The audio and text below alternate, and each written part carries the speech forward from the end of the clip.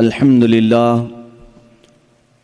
لله الحنان المنان الذي خلق الإنسان وعلمه البيان والصلاة والسلام على رسوله سيد الإنس والجان وعلى آله وأصحابه ذوي الخير والإحسان أما بعد فأعوذ بالله من الشيطان الرجيم بسم الله الرحمن الرحيم ياسين والقرآن الحكيم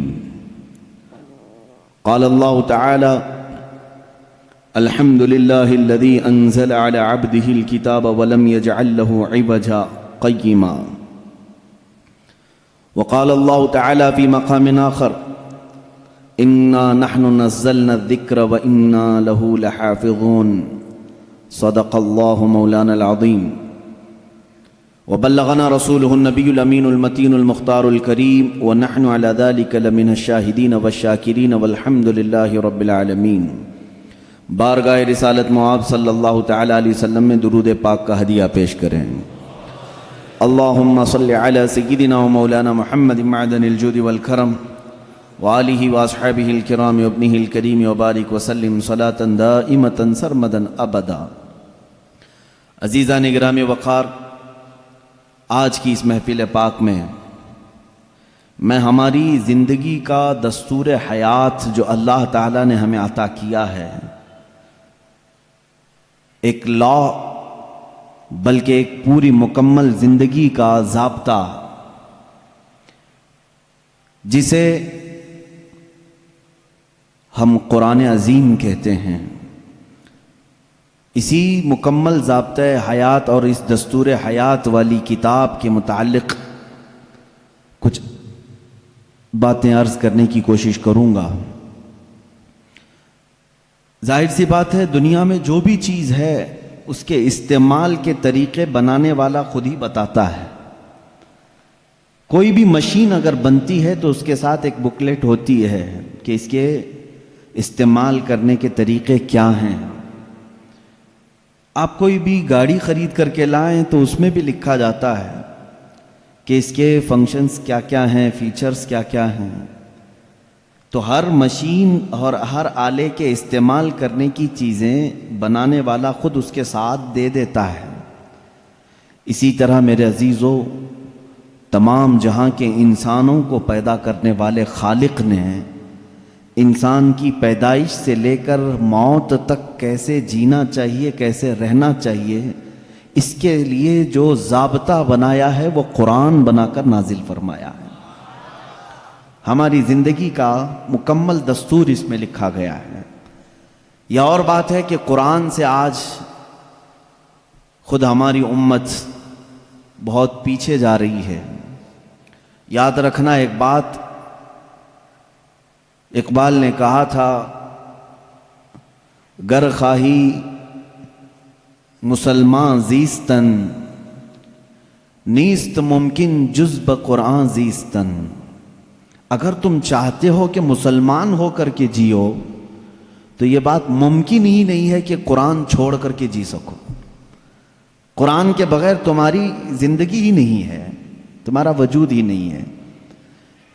یوں سمجھ لیں کہ جتنا زندہ رہنے کے لیے ہوا پانی کھانے کی ضرورت ہے، اسی طرح تمہارے ایمان اور اسلام کے زندہ رہنے کے لیے قرآن اتنا ہی ضروری ہے۔ بنا قرآن کے تمہاری زندگی نہیں۔ قرآن ایک ضابطۂ حیات صرف مسلمانوں کے لیے نہیں، اگر لوگوں کی تعصب کی اینک نکل جائے تو میں کہتا ہوں یہ سارے جہاں کے انسانوں کے لیے ضابطۂ حیات ہے، پورے دنیا کے انسانوں کے لیے، چاہے وہ آج کسی بھی دین سے تعلق رکھتے ہوں، ان سب کے لیے قرآن ضابطۂ حیات ہے۔ قرآن بتاتا ہے جینے کے سلیقے کیا ہیں، کون سی چیز تمہارے جسم کو فائدہ پہنچا سکتی ہے، کون سی چیز نقصان پہنچا سکتی ہے۔ اب میں آپ کو بتاؤں، گاڑی کسی نے بنایا اور آ کر کے آپ مجھ سے سوال کر رہے ہیں اس گاڑی میں کیا ڈالوں، میں تو آپ سے یہی کہوں گا گاڑی بنانے والے سے پوچھو، وہ زیادہ بہتر جانتا ہے۔ عزیزان گرامی، آج یہی حال ہمارا ہے۔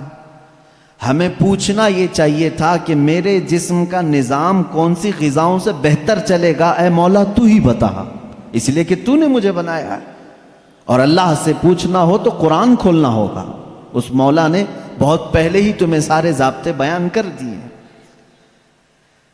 اب ایک بات یہ بھی سمجھ کر کے چلیں، بنانے والے نے جو تمہیں ٹرمز کنڈیشن اور جو رولز ریگولیشن بتائے ہیں اس کے خلاف استعمال کرو گے تو مشین کا کیا ہونا ہے وہ سب تمہیں معلوم ہے.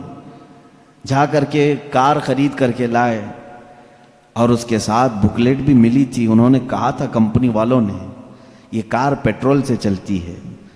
ہو سکتا ہے آپ کے پاس پیسے زیادہ تھے، آپ نے کہا نہیں میں گھی ڈال کے چلاؤں گا. آپ نے پیٹرول کی بجائے کہا کہ نہیں میں تو مٹی کا تیل ڈالوں گا یا میٹھا تیل ڈالوں گا، کھانے والے تیل ڈالوں گا. اس گاڑی کا حشر کیا ہونا ہے وہ آپ کو معلوم ہے. کیوں؟ اگرچہ آپ کے دماغ میں گھی اور مہنگا ہے لیکن وہ مشین کے لیے سوٹیبل نہیں ہے.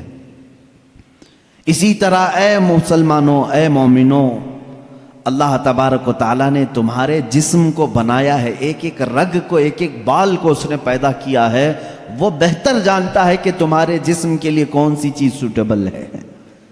اس کے بتائے ہوئے تعلیمات کو چھوڑ کر کے اگر تم دنیا کی سنو گے تو ظاہر سی بات ہے یہ ایسی ہی ہے جیسے بنانے والے کو چھوڑ کر کے دوسرے سب کے پاس جا رہا ہے آدمی. آپ سب دنیا کے اصول جانتے ہیں، پیٹ درد ہو، سر درد ہو، پیر درد ہو، کہیں پر بھی کچھ ہو جسم، تو آپ کسی کسان کے پاس بھی نہیں جاتے، انجینئر کے پاس بھی نہیں جاتے. حالانکہ کسان کھیتی باڑی بہت جانتا ہے، اسے جا کر پیٹ درد کیوں نہیں بتاتے، اسے کیوں نہیں کہتے کہ آپریشن کر دو؟ آپ کو معلوم ہے وہ پھوڑے سے آپریشن کرے گا. انجینئر کے پاس آپ نہیں جاتے اپنے جسمانی بیماریوں کو دکھانے کے لیے، اس لیے کہ آپ کو معلوم ہے امراض جسمانی سے جس کا تعلق ہے وہ ڈاکٹر ہوتا ہے، اسی سے پوچھنا چاہیے کیونکہ وہ ہمارے جسم پر ریسرچ کر چکا ہے. عزیزان گرامی وقار، دنیا میں یہ فارمولہ تم عمل کرتے ہو تو پھر یہ بات یہاں کیوں نہیں تسلیم کرتے کہ پوری باڈی کو، ہمارے پورے شریر کو، پورے جسم کو جس نے بنایا ہے ہم اسی سے اپنے متعلق کیوں نہ پوچھیں میری روح کس سے بڑھتی ہے، میرا جسم کس سے بڑھتا ہے، میرے دل کی دھڑکنیں کس سے قابو میں رہتی ہیں، مجھے کون سی چیز زبان کے اندر لینی ہے، کس چیز سے مجھے بچنی ہے. اسی لیے میرے عزیزو آج میں یہ کہنا چاہوں گا کہ جز بقرآن نیست ممکن زیستن، قرآن کو چھوڑ کر کے جینا بھی ممکن نہیں ہے، جینا بھی ممکن نہیں ہے ہمارے لیے. اس لیے کہ وہ خلاق کائنات نے پیدا کیا اور ساتھ میں تمہیں زندگی گزارنے کے اصول بھی بتا دی. میں قرآن کے سمندر میں جاؤں اگر اور آپ کو آج لے کر کے جاؤں تو شاید اس میں سے نکل بھی نہیں پائیں گے آپ. ایک ایسے سمندر کا نام ہے یہ جس میں جو جتنا غوطہ لگایا اتنی موتیاں لے کر کے آیا، اور اس کے عجائبات، اس کے اسرار، اس کے رموز کبھی ختم نہیں ہوں گے. میں جانتا ہوں اکثر میرے مجمع میں نوجوانوں کی کثرت ہوتی ہے اور تقریباً کالج کے بھی ہیں، پڑھے لکھے بھی ہیں. میں سب سے کہوں گا آج اپنا سارا علم سمیٹ کے بیٹھو، اور میں آج تم سے مخاطب ہوں، آپ سے مخاطب ہوں. میں سارے علوم پر آج انشاءاللہ ڈسکس کرنے کی کوشش کروں گا، سارے نہیں جتنے میرے بساط کے مطابق ہیں. میں آج پہلے آپ کو یہ بتا دوں کہ قرآن اسلام کی روشنی میں ہمارے نظریے کے اعتبار سے پہلے اس کی تھوڑی سی تاریخ. قرآن جو ہے یہ لفظ عربی ہے، بار بار پڑھی جانے والی چیز کو قرآن کہا جاتا ہے، اور دنیا میں ایسی کوئی کتاب ہی نہیں جس کو سب سے زیادہ قرآن کے علاوہ پڑھا جاتا ہو. کوئی کتاب نہیں. اتنی زیادہ کثرت سے جس کی تلاوت ہوتی ہے دنیا میں ایسی کوئی کتاب ہے ہی نہیں، کوئی کتاب نہیں.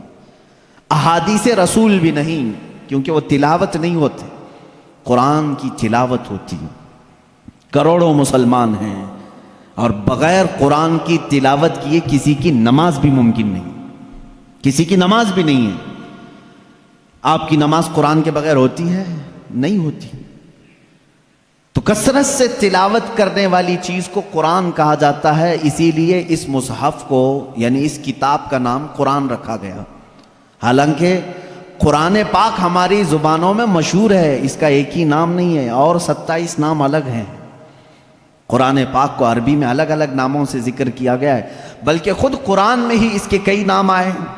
قرآن میں اللہ تعالیٰ نے اس کو فرقان بھی فرمایا، اسی کو تنزیل بھی فرمایا، اسی کو کتاب بھی فرمایا، اسی کو نور بھی فرمایا، اسی کا ایک نام شفا بھی ہے، اسی کا ایک نام رحمت بھی ہے، اسی کا ایک نام البیان بھی ہے، اسی کا ایک نام احسن الحدیث ہے، اسی کا ایک نام البرہان ہے، اسی کا ایک نام المیزان ہے، اسی کا ایک نام الامانہ ہے، اور اسی کا نام قرآن پاک بھی ہے۔ یہ تمام نام قرآن پاک کے خود قرآن میں استعمال ہوئے ہیں، اللہ نے خود قرآن پاک میں فرمایا ہے۔ کثیر نام ہے اور ہر نام کی ایک الگ الگ وجہ ہے کہ کیوں اس کا نام یہ رکھا گیا۔ اب اندازہ کرو آپ کہ میں ایک ایک نام کی تشریح بیان کروں تو 27 دن تو اسی میں لگ جائیں گے کہ قرآن کے نام کیا کیا ہیں۔ ایک ایک نام قرآن کیوں کہا گیا، میں تو اس کی ایک مختصر وجہ بتایا نا، سب سے زیادہ پڑھی جانے والی چیز ہے، اس لیے اس کو کیا کہتے ہیں، قرآن۔ اسی طرح بیان، اللہ نے فرمایا ہر چیز کا اس میں بیان ہے، کچھ بھی نہیں چھوڑا گیا ہے، اس لیے اس کو بیان کہتے ہیں۔ تنزیل اس لیے کہ یہ اتارا گیا ہے، اس لیے اس کو تنزیل کہتے ہیں۔ احسن الحدیث ہے، سب سے اچھی بات کو کہتے ہیں عربی میں، اور قرآن سے اچھی بات کوئی ہے نہیں، اس لیے اس کا نام احسن الحدیث ہے۔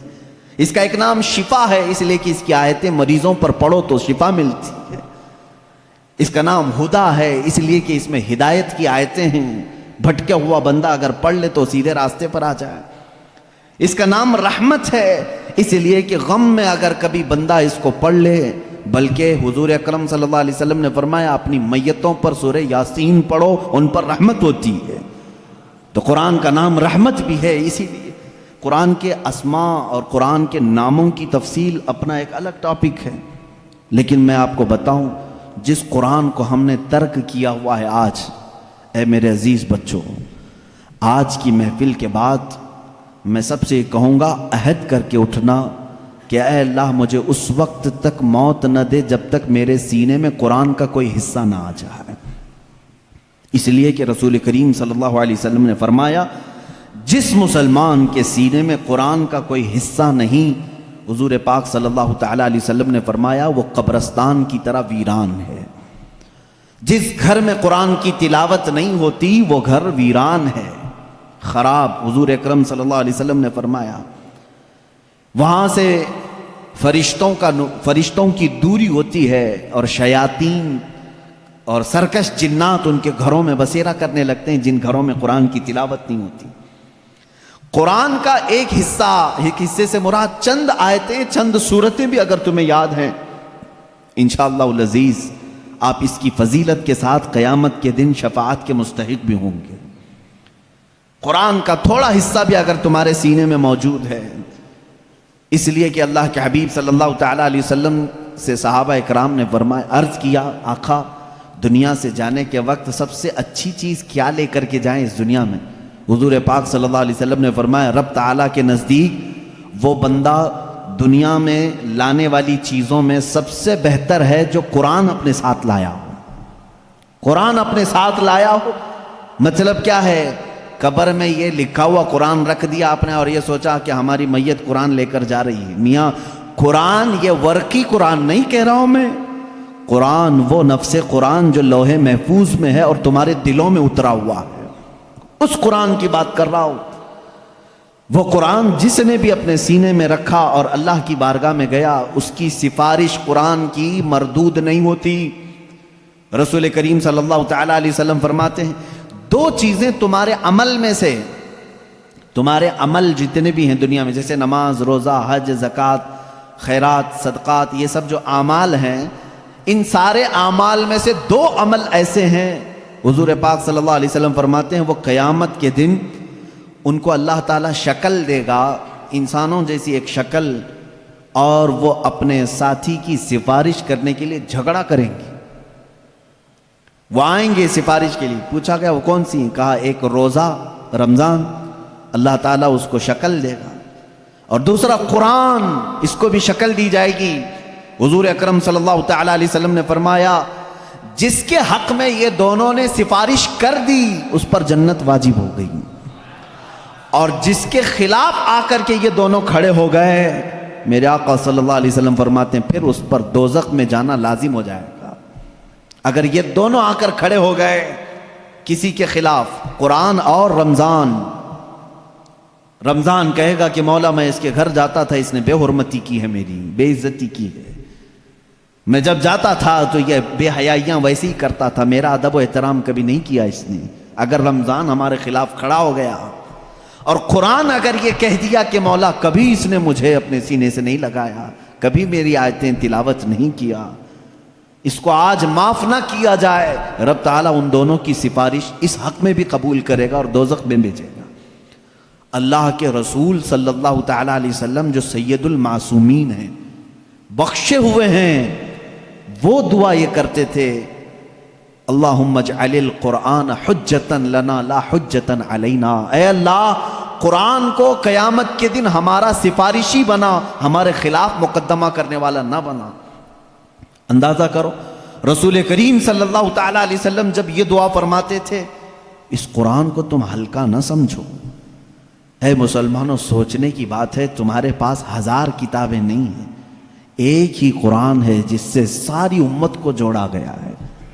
اور حد تو یہ بھی ہے، اسلام میں اسلام کے نام پر 70 سے زیادہ فرقے بنے، بہت فرقے بنے. ہر صدی میں کچھ نہ کچھ فرقے جنم لیتے رہے اور مرتے بھی رہے. آج بھی ہیں 70 سے زیادہ فرقے پائے جاتے ہیں، بلکہ خود شیعوں میں 70 فرقے ہیں، خوارج میں الگ فرقے ہیں، ان کے علاوہ اور دوسرے فرقے جیسے قادیانی ہیں، بدعقیدہ ہیں، جو اسلام کی کچھ نہ کچھ بنیادی چیزوں سے انحراف کرتے ہیں. لیکن میں آپ کو بتاؤں، تقریباً جتنے اسلامی فرقے ہیں سب کا اتفاق ہے کہ قرآن یہی ہے، کوئی اور نہیں. یہ 30 پارے جو قرآن کے ہیں اس پر سب کا اتفاق ہے. یہ بھی قرآن کا ایک معجزہ ہے. دوسرے سارے مسئلوں میں اختلاف چل رہا ہے، لیکن قرآن کا الف لام میم سورہ فاتحہ سے شروع ہو کر والناس پہ ختم ہونے میں تقریباً سارے فرقے اس کو تسلیم کرتے ہیں. شیعوں کا ہمارا اختلاف ہے، اہل حدیث سے اختلاف ہے، دیوبندیوں سے اختلاف ہے، رافضیوں سے اختلاف ہے، قادیانیوں سے اختلاف ہے، لیکن جا کر کے سارے مکاتب فکر میں آپ دیکھیں سب کے ہاں یہی قرآن پڑھا جاتا ہے، یہی قرآن ہے. اسی لیے میں کہتا ہوں ایک قرآن ہے، لیکن اس امت نے اس کو اتنا بوجھل کیوں سمجھا ہے، اس کو اتنا بھاری کیوں سمجھا ہے، جبکہ وہ مولا اسی قرآن میں یوں فرماتا ہے، ایک بار نہیں 4 بار فرما رہا ہے، وَلَقَدْ يَسَّرْنَا الْقُرْآنَ لِلذِّكْرِ فَهَلْ مِن مُدَّكِرٍ. ہم نے قرآن کو یاد کرنے کے لیے آسان بنایا ہے، ہر کوئی یاد کرنے والا، اور وہ اتنا آسان ہے، اتنا آسان ہے.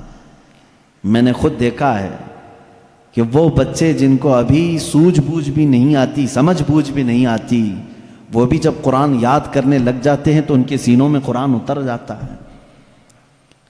جب میں خود قرآن حفظ کرنے کے لیے نکلا تھا، ہماری عمر 11 سال کی تھی، بہت سارے معاملات سمجھ میں نہیں آتے تھے، لیکن ہم نے تیزی سے یاد کیا. اللہ کا فضل تھا، ہمارے ساتھ کچھ ایسے بھی تھے جن کو 2+2 کیا ہوتا ہے یہ بھی نہیں معلوم تھا، لیکن وہ 30 پارے کے حافظ تھے. دوسری چیزوں میں اگرچہ ذہن کند ہو، لیکن قرآن ایک معجزہ ہے جو یاد کرنے والے کے سینے میں اتر جاتا ہے. ہاں یہ اس کے ساتھ نہیں جاتا جو اس کو بھاری سمجھتا ہے، جو اس کو بوجھل سمجھ کر کے چھوڑا اس کے ساتھ نہیں جاتا، اور جو اس سے محبت کیا اس کے سینے میں بہت آسانی سے اترتا ہے. میں نے تو محسوس کیا ہے، ہمارے ساتھ ایسا بھی ہوتا رہا ہے، استاد بیٹھے ہوئے ہیں سنتے رہتے تھے. ایک دن کا اتفاق ایسا ہوا کہ خبر یہ لگی کہ کل شاید استاد آنے والے نہیں ہیں. موج مستی کرتے ہیں سارے، کل کا تو سبق چھٹی ہے، کچھ یاد نہیں، کیونکہ پہلے ہی معلوم ہو گیا استاد نہیں آنے والے ہیں. اور صبح 8 بجے سے کلاس چلتی تھی، 9 بجے تک نہیں آئے تو پکا ہو گیا کہ آئیں گی. کلاس بند کر کے نکلنے ہی والے تھے کہ استاد سامنے نظر آ گئے. سب کو کہا بیٹھو، میری کوئی چھٹی نہیں ہے، میں تاخیر ہو گیا تھا، بس مؤخر ہو گیا تھا. اب سبق سنانے کے لیے جس کو بھی بلایا جائے، ظاہر سی بات ہے جو سختیاں ہوتی تھیں کہاں سے، رات کو یاد نہیں کیے، صبح یاد نہیں کیے، سامنے اچانک سننے کے لیے. ایسے عالم میں میرا خود کا تجربہ بھی ہے، کئی ہمارے ساتھیوں کا بھی تجربہ ہے. قرآن پر ہاتھ رکھا، دل سے کہا اللہ کا کلام ہے، اتر جا جلدی سے، بس اور کچھ نہیں۔ شاید 10 منٹ لگے ہوں، 15 منٹ لگے ہوں، قرآن کے 2 صفحے یاد ہو جاتے تھے۔ جتنی جلدی پانی ہضم نہیں ہوتا اس سے جلدی قرآن یاد ہوتا تھا۔ کر کے تو دیکھا ہوتا آپ نے، کر کے تو دیکھا ہوتا۔ شروع میں شیطان بہت ورغلاتا ہے، بہت بہکاتا ہے، یاد کرنے نہیں دیتا اور بھگاتا ہے، لیکن جو جم گیا تو پھر قرآن ہی اس کا مددگار بھی ہوتا ہے، قرآن اس کا مددگار ہوتا ہے۔ اب میں چند حدیثیں آپ کو بتاؤں کہ قرآن کہاں تک تمہاری دوستی نبھاتا ہے۔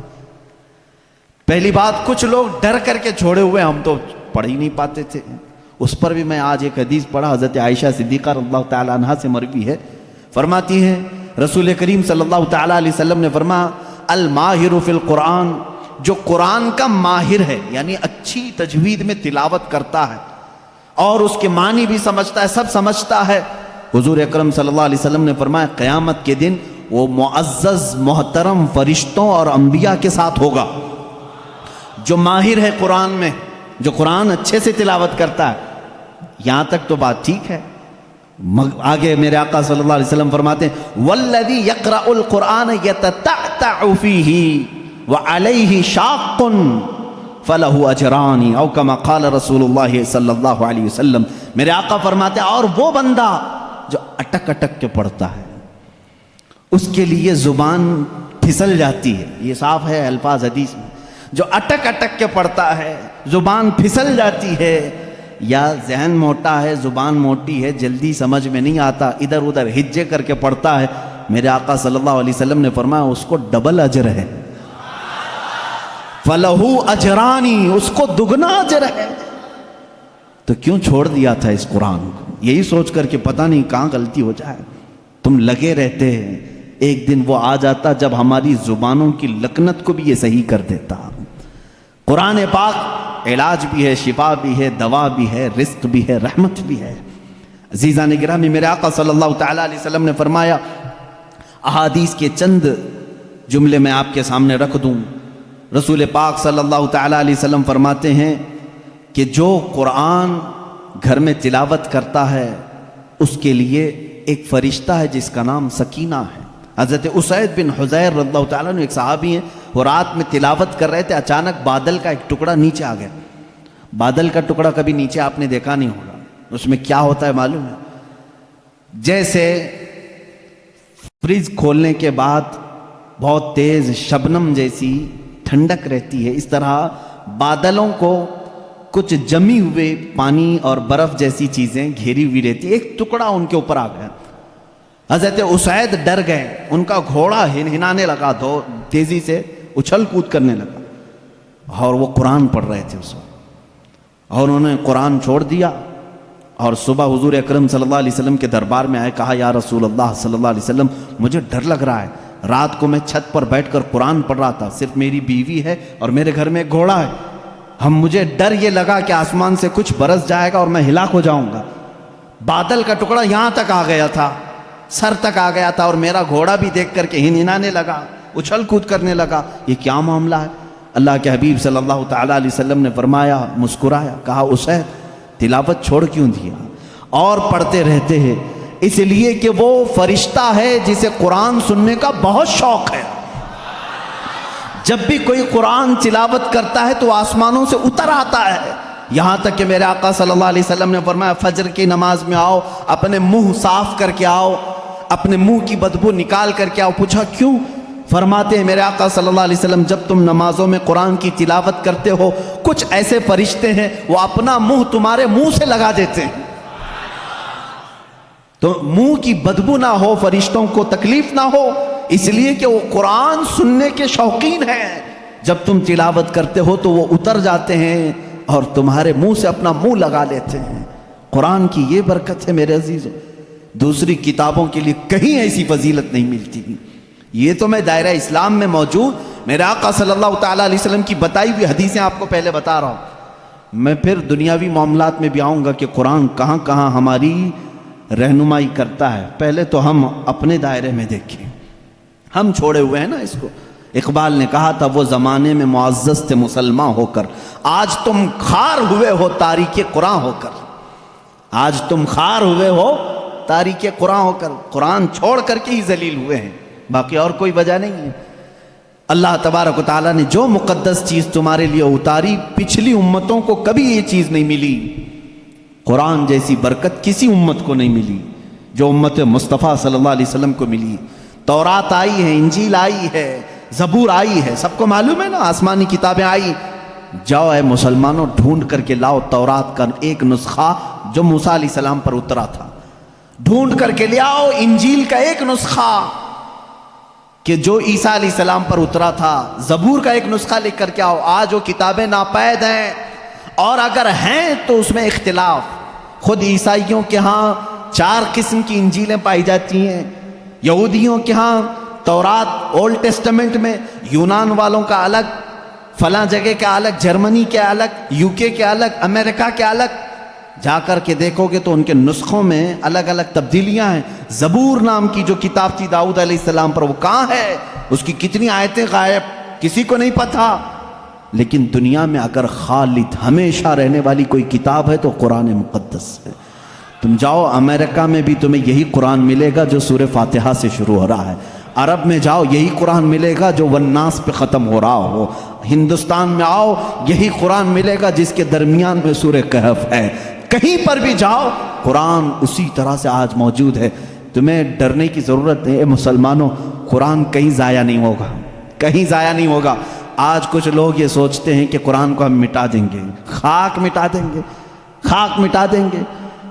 تم جیسے بہت آئے، تمہارے سے بڑے بڑے بلکہ سڑے سڑے بھی آئے، قرآن کا کچھ نہیں کر سکے، اس لیے کہ اس کے حفاظت کی ذمہ داری خود اللہ نے لی ہے۔ قرآن میں خود فرماتا ہے اِنَّا نَحْنُ نَزَّلْنَا الذِّكْرَ وَإِنَّا لَهُ لَحَافِظُونَ، ہم نے ہی قرآن کو اتارا ہے اور ہم ہی اس کی حفاظت کرنے والے ہیں۔ اب اللہ کے ذمے میں ہے، اسی لیے قرآن کی حفاظت کا ذمہ امت کو نہیں دیا گیا، ورنہ یہی حال ہوتا جیسے پہلے کی امتوں نے کیا۔ عیسائی علماء کیا کرتے تھے؟ امیروں کے لیے الگ آیتیں بتاتے تھے، غریبوں کو الگ آیتیں بتاتے تھے، پیسہ لیتے تھے، آیتیں بدل دیتے تھے۔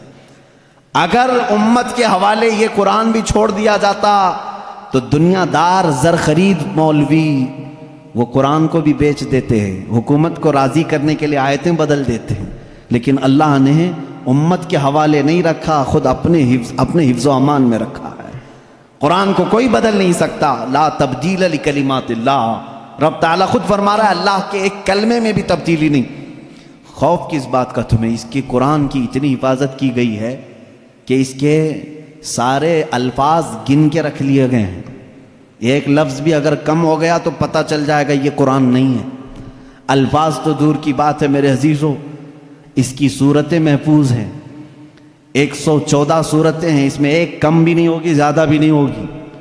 ہم یہ سب محفوظ ہیں، جو عالم ہوگا، جو حافظ ہوگا، کروڑوں کی تعداد میں علماء بھی ہیں، وہ سب کو معلوم ہے، یعنی قرآن کی یہ باتیں جاننے والے علماء کی بات کر رہا ہوں، سب کو معلوم ہے کہ قرآن میں 114 صورتیں ہیں، 540 رکوع ہیں۔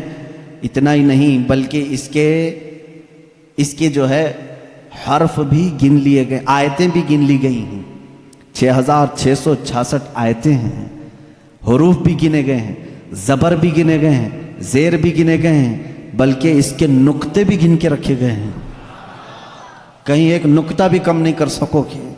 اس قرآن کی اتنی جو حفاظت ہے، آج میں آپ کو بتاؤں، کبھی کسی نان مسلم کے پاس جاؤ اور اگر وہ تم سے یہ سوال کرے تو مسلمان ہے، اسلام ہی سچا دھرم ہے، کیا تمہارے پاس پروف ہے اس چیز کا؟ تم کیا کہو گے؟ حضور صلی اللہ تعالیٰ علیہ وسلم کے معجزے سناؤ؟ انکار کرے گا۔ میرے آقا صلی اللہ تعالیٰ علیہ وسلم نے چاند کے 2 ٹکڑے فرمائے، سورج کو پلٹا دیا، بہت سارے معجزے ہیں، وہ کہے گا میں نہیں مانتا ان چیزوں، وہ اس زمانے میں تھے، میں کہاں دیکھا ہوں۔ اگر تم اس کے سامنے اسلام کی عظیم فتوحات کو دکھاؤ گے، وہ کہے گا میں نہیں مانتا، یہ سب کہانیاں ہوں گی، ہمارے بھی بھگوانوں کے ذکر اس طرح سے کیے گئے ہیں، اسی طرح کی باتیں ہمارے پاس بھی موجود ہیں، ہر کوئی کہے گا۔ تمہارے پاس اگر اپنے حق ہونے کی کوئی علامت آج بھی موجود ہے تو صرف قرآن پاک ہے۔ اسے کہو میرے سچے مذہب پر اور اچھے مذہب پر قائم ہونے کی سب سے بڑی دلیل، سب سے بڑا پروف قرآن ہے۔ لا کر کے دکھاؤ اس طرح کی کوئی دوسری کتاب کسی کے پاس ہو۔ کم سے کم 1400 سال سے جو محفوظ چلی آ رہی ہے دنیا میں، کسی لیبارٹری میں بھی، کسی لائبریری میں بھی اتنی پرانی کوئی کتاب آج محفوظ موجود ہے ہی نہیں۔ یہ میری بات نہیں، ساری دنیا کا جو دوسرے ریلیجن سے تعلق رکھتے ہیں ان کا بھی یہی قول ہے کہ قرآن سے زیادہ محفوظ اس دنیا میں اب کوئی چیز نہیں رہ گئی۔ اس کی حفاظت کو اللہ نے اس طرح سے ترتیب دے کر فرمایا ہے کہ مسلمان اپنے بچوں کو حافظ قرآن بناتے ہیں اور اس کی حفاظت میں لگے ہوئے ہیں۔ اللہ تعالیٰ نے سینوں کو چنا ہوا ہے اس قرآن کی حفاظت کے لیے۔ خیر میرے عزیزوں، احادیث کریمہ میں یہ ہے، حضور اکرم صلی اللہ تعالیٰ علیہ وسلم فرماتے ہیں قیامت کے دن ایک بندہ آئے گا جو قرآن تلاوت کرتا تھا، اس کے حساب کی باری آئے گی تو رب تعالیٰ اس سے فرمائے گا اقرأ القرآن وارتقی ورتل، اے بندے قرآن یہاں پر بھی پڑھ جیسے دنیا میں پڑھتا تھا، جیسے تو قرآن پڑھتا تھا یہاں پر بھی پڑھ، اور جب تک وہ پڑھتا رہے گا رب تبارک تعالیٰ فرماتا ہے ورتقی ورتل، ایک آیت پڑھ ایک درجہ اوپر، دوسری آیت پڑھ دوسرا درجہ اوپر، تیسری آیت پڑھ تیسرا درجہ اوپر۔ جنت میں وہ درجے طے کرتا جاتا رہے گا، جہاں جا کر کے وہ قرآن کی تلاوت ختم کرے گا کہا جائے گا یہی تیرا درجہ ہے۔ میرے آقا صلی اللہ تعالیٰ علیہ وسلم سے پوچھا گیا کہ کیا یہ قرآن جب تک وہ تلاوت کرتا رہے گا اس کے درجے بلند ہوتے رہیں گے؟ حضور اکرم صلی اللہ علیہ وسلم کی حدیث میں ہاں، میں نے جنت میں دیکھا ہے قرآن کی تلاوت کرنے والوں سے اوپر کسی کا درجہ آیا ہی نہیں، کیونکہ یہ تلاوت کرتے کرتے، کیونکہ جو کچھ بھی جنت حاصل کرنے کا آپشن ہے نا وہ دنیا میں ہی تو ہے۔ تم اتنی نمازیں پڑھو تو یہ جنت ہے، اتنے روزے رکھو تو یہ جنت کا دروازہ تمہارے لیے، حج کرو تو یہ جنت کا دروازہ تمہارے لیے، سارے آپشن جنت حاصل کرنے کے دنیا میں ہیں۔ یہ دارالعمل ہے، مرنے کے بعد عمل ختم ہو جائے گا، لیکن قیامت میں صرف ایک عمل ہے جس کو پھر رب تعالیٰ ریپیٹ کروائے گا۔ وہاں نہیں کہا جائے گا نماز پھر سے پڑھ کے دکھا، حج کر کے دکھا، روزہ رکھ کے دکھا، ختم ہو گئے اعمال، لیکن قرآن پڑھنے والے کو کہا جائے گا اب بھی چاہتا ہے تو پڑھ اور اوپر چل جا اور بڑھتا جا۔ تو جس کو قرآن آتا ہوگا وہ پڑھتا جائے گا اور درجے طے کرتا جائے گا۔ یہ فضیلت میرے آقا صلی اللہ تعالیٰ علیہ وسلم نے سنائی، اور یہ جو حدیثیں میں ذکر کر رہا ہوں متفق علیہ اور صحیح احادیث آپ کے سامنے ذکر کر رہا ہوں۔ یہاں تک کہ حضور اکرم صلی اللہ تعالیٰ علیہ وسلم کی ایک حدیث ہے، قیامت کے دن وہ بچے جنہوں نے قرآن کو اپنے سینے میں رکھا تھا وہ بلائے جائیں گے، اللہ کا کلام یاد کیا، تو جب وہ آئیں گے تو رب تبارک و تعالیٰ ان بچوں کو بعد میں فرمائے گا ان کے والدین کے سر پر پہلے تاج رکھا جائے۔ البس والداہ تاجن یوم القیامتی، رسول کریم صلی اللہ علیہ وسلم فرماتے ہیں قیامت کے دن ایسا تاج پہنایا جائے گا جس سے سورج کی روشنی بھی پھیکی پڑے۔ اہل محشر پوچھیں گے یہ کیا نبی ہیں، یہ صدیق ہیں، یہ کون ہیں؟ تو فرشتے کہیں گے نہ یہ نبی ہیں، نہ صدیق ہیں، نہ شہداء ہیں، بلکہ صرف ایک حافظ قرآن کے ماں باپ ہیں، صرف ایک حافظ قرآن کے ماں باپ ہیں۔ جب ماں باپ کو تاج پہنایا جا رہا ہے تو جس کے سینے میں قرآن تھا اس کو کیا کیا جائے گا؟ رب تعالیٰ اس کے لیے فرماتا ہے، میرے آقا صلی اللہ علیہ وسلم نے فرمایا اس حافظ قرآن کو بلایا جائے گا اور اس سے کہا جائے گا ایسے 10 لوگ تیرے خاندان کے جن پر دوزخ میں جانا واجب ہو گیا، ان کا ہاتھ پکڑ، صرف اس کی برکت سے میں ان کی جہنم کی سزا کو معاف کر کے تیرے ساتھ جنت عطا کروں گا۔ اس کی سفارش قبول کی جائے گی۔ لیکن یاد رکھیں میرے عزیزو، حافظ قرآن قرآن کی آیات پر عمل کرتا ہو، اس کا ادب بھی کریں، احترام بھی کریں۔ آج زمانے میں حفاظ قرآن کے ساتھ بہت ہی برے سلوک دیکھنے کو ملتے ہیں۔ یاد رکھنا قیامت کے دن وہ اس عذاب میں مبتلا ہوں گے جو قرآن کی بے حرمتی کرنے والے کا عذاب ہوگا، کیونکہ وہ حافظ قرآن کی بے ادبی کرتے ہیں۔ ہمارے بزرگان دین جو سلف صالحین ہیں، میں نے پڑھا بھی ہے، بزرگان دین کا طریقہ تو یہ ہوتا تھا کہ اگر کوئی حافظ قرآن زمین پر بیٹھا ہے تو وہ کبھی اوپر نہیں بیٹھتے تھے۔ ہاں اگر وہ خود حافظ قرآن ہیں تو پھر دونوں کے معاملات ایک طرح کے ہیں. لیکن کوئی حافظ قرآن نہیں ہے اور کوئی حافظ نیچے بیٹھا ہے تو علماء بزرگان دین اس کو بے ادبی محسوس کرتے تھے. اللہ کا کلام سینے میں لے کر وہ نیچے ہے اور بغیر حفظ قرآن کیا ہوا اوپر بیٹھا ہے. اس کو بزرگان دین نے بے ادبی محسوس فرمائی. بہرحال قرآن ایک ایسا جامع نظام اللہ تعالیٰ نے تمہیں عطا کیا اور اس کی فضیلتیں میں نے بتائی. اور سب سے بڑی بات کیا ہے معلوم ہے؟ قرآن اللہ نے اتارا، آیتیں ساری چیزیں میرے آقا صلی اللہ علیہ وسلم پر اترتی رہیں. اس کی پہلی آیت جو اتری اقرا بسم ربک الذی خلق، غار حرا میں واقعہ آپ کو معلوم ہوگا. میرے آقا صلی اللہ تعالیٰ علیہ وسلم پہاڑ پر ایک غار ہے آج بھی مکہ کے کنارے، غار حرا اس کو کہتے ہیں، جبل نور. وہاں پر عبادت کے لیے جایا کرتے تھے. جبرائیل امین ایک رات آئے اور روایات یہ بتاتی ہیں کہ وہ 17 رمضان المبارک کی رات تھی. آ کر کے انہوں نے حضور اکرم صلی اللہ علیہ وسلم سے صرف اتنا کہا اقرا، پڑھو. آپ صلی اللہ علیہ وسلم نے فرمایا ما انا بقاری، میں نہیں پڑھنے والا. بعض بے وقوف اس کا ترجمہ یوں کرتے ہیں مجھے پڑھنا نہیں آتا. حضور اکرم صلی اللہ تعالیٰ علیہ وسلم کو پڑھنا نہیں آتا. آپ نے جبرائیل امین نے سینے سے سینہ لگایا اور پھر کہا اقرا، کہا پڑھو. میرے آقا صلی اللہ علیہ وسلم نے وہی جواب دیا. 4 بار اس طرح سے ہوا. چوتھی مرتبہ جو ہے جبرائیل امین نے صرف اقرا نہیں کہا. اقرا کا مطلب کیا ہوتا ہے؟ پڑھ، یا آرڈر ہے، آرڈر پڑھ. لیکن جبرائیل امین نے جب یہ کہا اقرا بسم ربک الذی خلق، پڑھ اس رب کے نام سے جس نے پیدا کیا، میرے آقا صلی اللہ علیہ وسلم نے پڑھنا شروع کیا. میرے آقا نے مزاج یہ بتایا اپنی امت کو کہ پڑھو وہی جو رب تک تمہیں پہنچا ہے، تعلیم حاصل کرو وہی جو رب کے نام سے شروع ہو یا رب تک تمہیں پہنچائے. یہ آیتیں یہاں سے شروع ہوئیں اور آیتیں جو ختم ہوئی ہیں اس میں اختلاف ہے. بعض علماء نے لکھا ہے کہ الیوم اکملت لکم دینکم، یہ آخری آیت تھی جو حجۃ الوداع میں میرے آقا صلی اللہ علیہ وسلم جب آخری حج میں تھے نازل ہوئی. بعض علماء اور مفسرین نے فرمایا اذا جاء نصر اللہ والفتح، یہ سورہ پڑھتے ہوں گے نا آپ نماز میں، یہ قرآن کی سب سے آخری سورہ ہے نازل ہونے کے اعتبار سے. ایک بات ذہن میں رکھ لیں، نازل ہونے کی ترتیب الگ ہے اور پڑھنے کی آج ترتیب الگ ہے. قرآن آج جو پڑھا جاتا ہے اس کی ترتیب کیسے ہے؟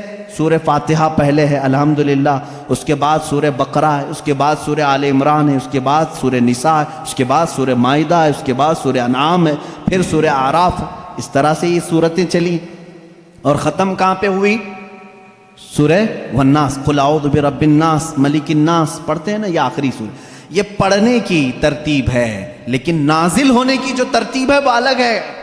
پہلے آیتیں نازل ہوئی تھی 5. یہ باتیں میں کیوں بتا رہا ہوں یہ لاسٹ میں آپ کو خود سمجھ میں آ جائے گا. ذہن میں اتنا رکھ لینا، سب سے پہلے کون سی آیتیں نازل ہوئی؟ اقرا بسم ربک الذی خلق. آج بھی جب بچوں کی بسم اللہ خوانی ہم کراتے ہیں تو یہی آیتیں پڑھاتے ہیں. بچے کو سب سے پہلے یہی پڑھاتے ہیں. 5 آیتیں میں پڑھ بھی دیتا ہوں. اقرا بسم ربک الذی خلق، خلق الانسان من علق، اقرا وربک الاکرم الذی علم بالقلم، علم الانسان ما لم يعلم. یہ 5 آیتیں ہیں جو سب سے پہلے میرے آقا صلی اللہ علیہ وسلم پر نازل ہوئی. جبرائیل امین لے کر آتے تھے، حضور اکرم صلی اللہ علیہ وسلم کو سناتے تھے. یہ قرآن کی ابتدا ہے اور 23 سال تک نازل ہوتا رہا. 23 ایئرس، 23 سال تک نازل ہوتا رہا. آخر میں کون سی آیتیں نازل ہوئی؟ ایک تفسیر کی روایت کے مطابق اذا جاء نصر اللہ والفتح ورأیت الناس يدخلون فی دین اللہ افواجا فسبح بحمد ربک واستغفرہ انہ کان توابا. یہ 2 چیزیں ذہن میں رکھو. اقرا سب سے پہلے، سورہ اذا جاء نصر اللہ سب سے آخر. یہ قرآن کے نزول کا زمانہ میں آپ کو بتاؤں 23 سال تک نازل ہوئی. آپ کو میں بتاؤں قرآن اتنے فصیح زبان میں ہے. فصیح کا مطلب لٹریچر جس کو کہتے ہیں.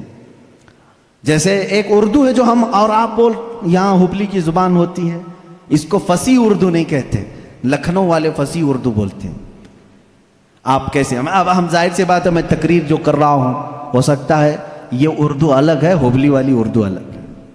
اردو اگر میں وہ بولوں تو پھر یہاں بھونڈا لگے گا. آبے جابے توبے، یہ اگر جو عام طور پر استعمال کرتے ہیں، یہ بھونڈا لگتا ہے، کیونکہ فصیح زبان میں جب کوئی بیان کرے تو وہ دل میں اترتی بھی ہے بات، زبان کی مٹھاس اس کی فصاحت میں ہے۔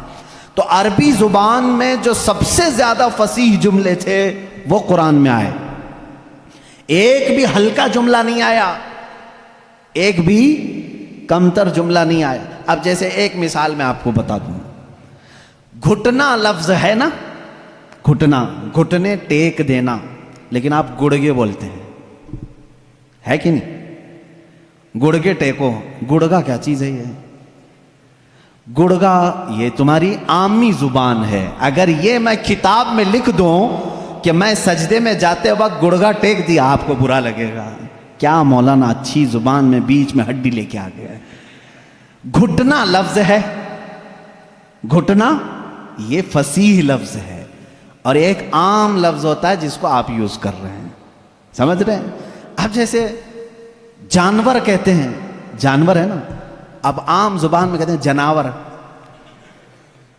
یہ فصیح لفظ نہیں ہے، یہ فصیح لفظ نہیں ہے، آپ یوز کر رہے ہیں، لیکن آپ جب آپس میں بات کرتے رہتے ہیں تو اس کو برا بھی نہیں سمجھتے، کتنے جناور ایسے ہیں، یہ کیا ہے؟ یہ فصیح اردو نہیں ہے۔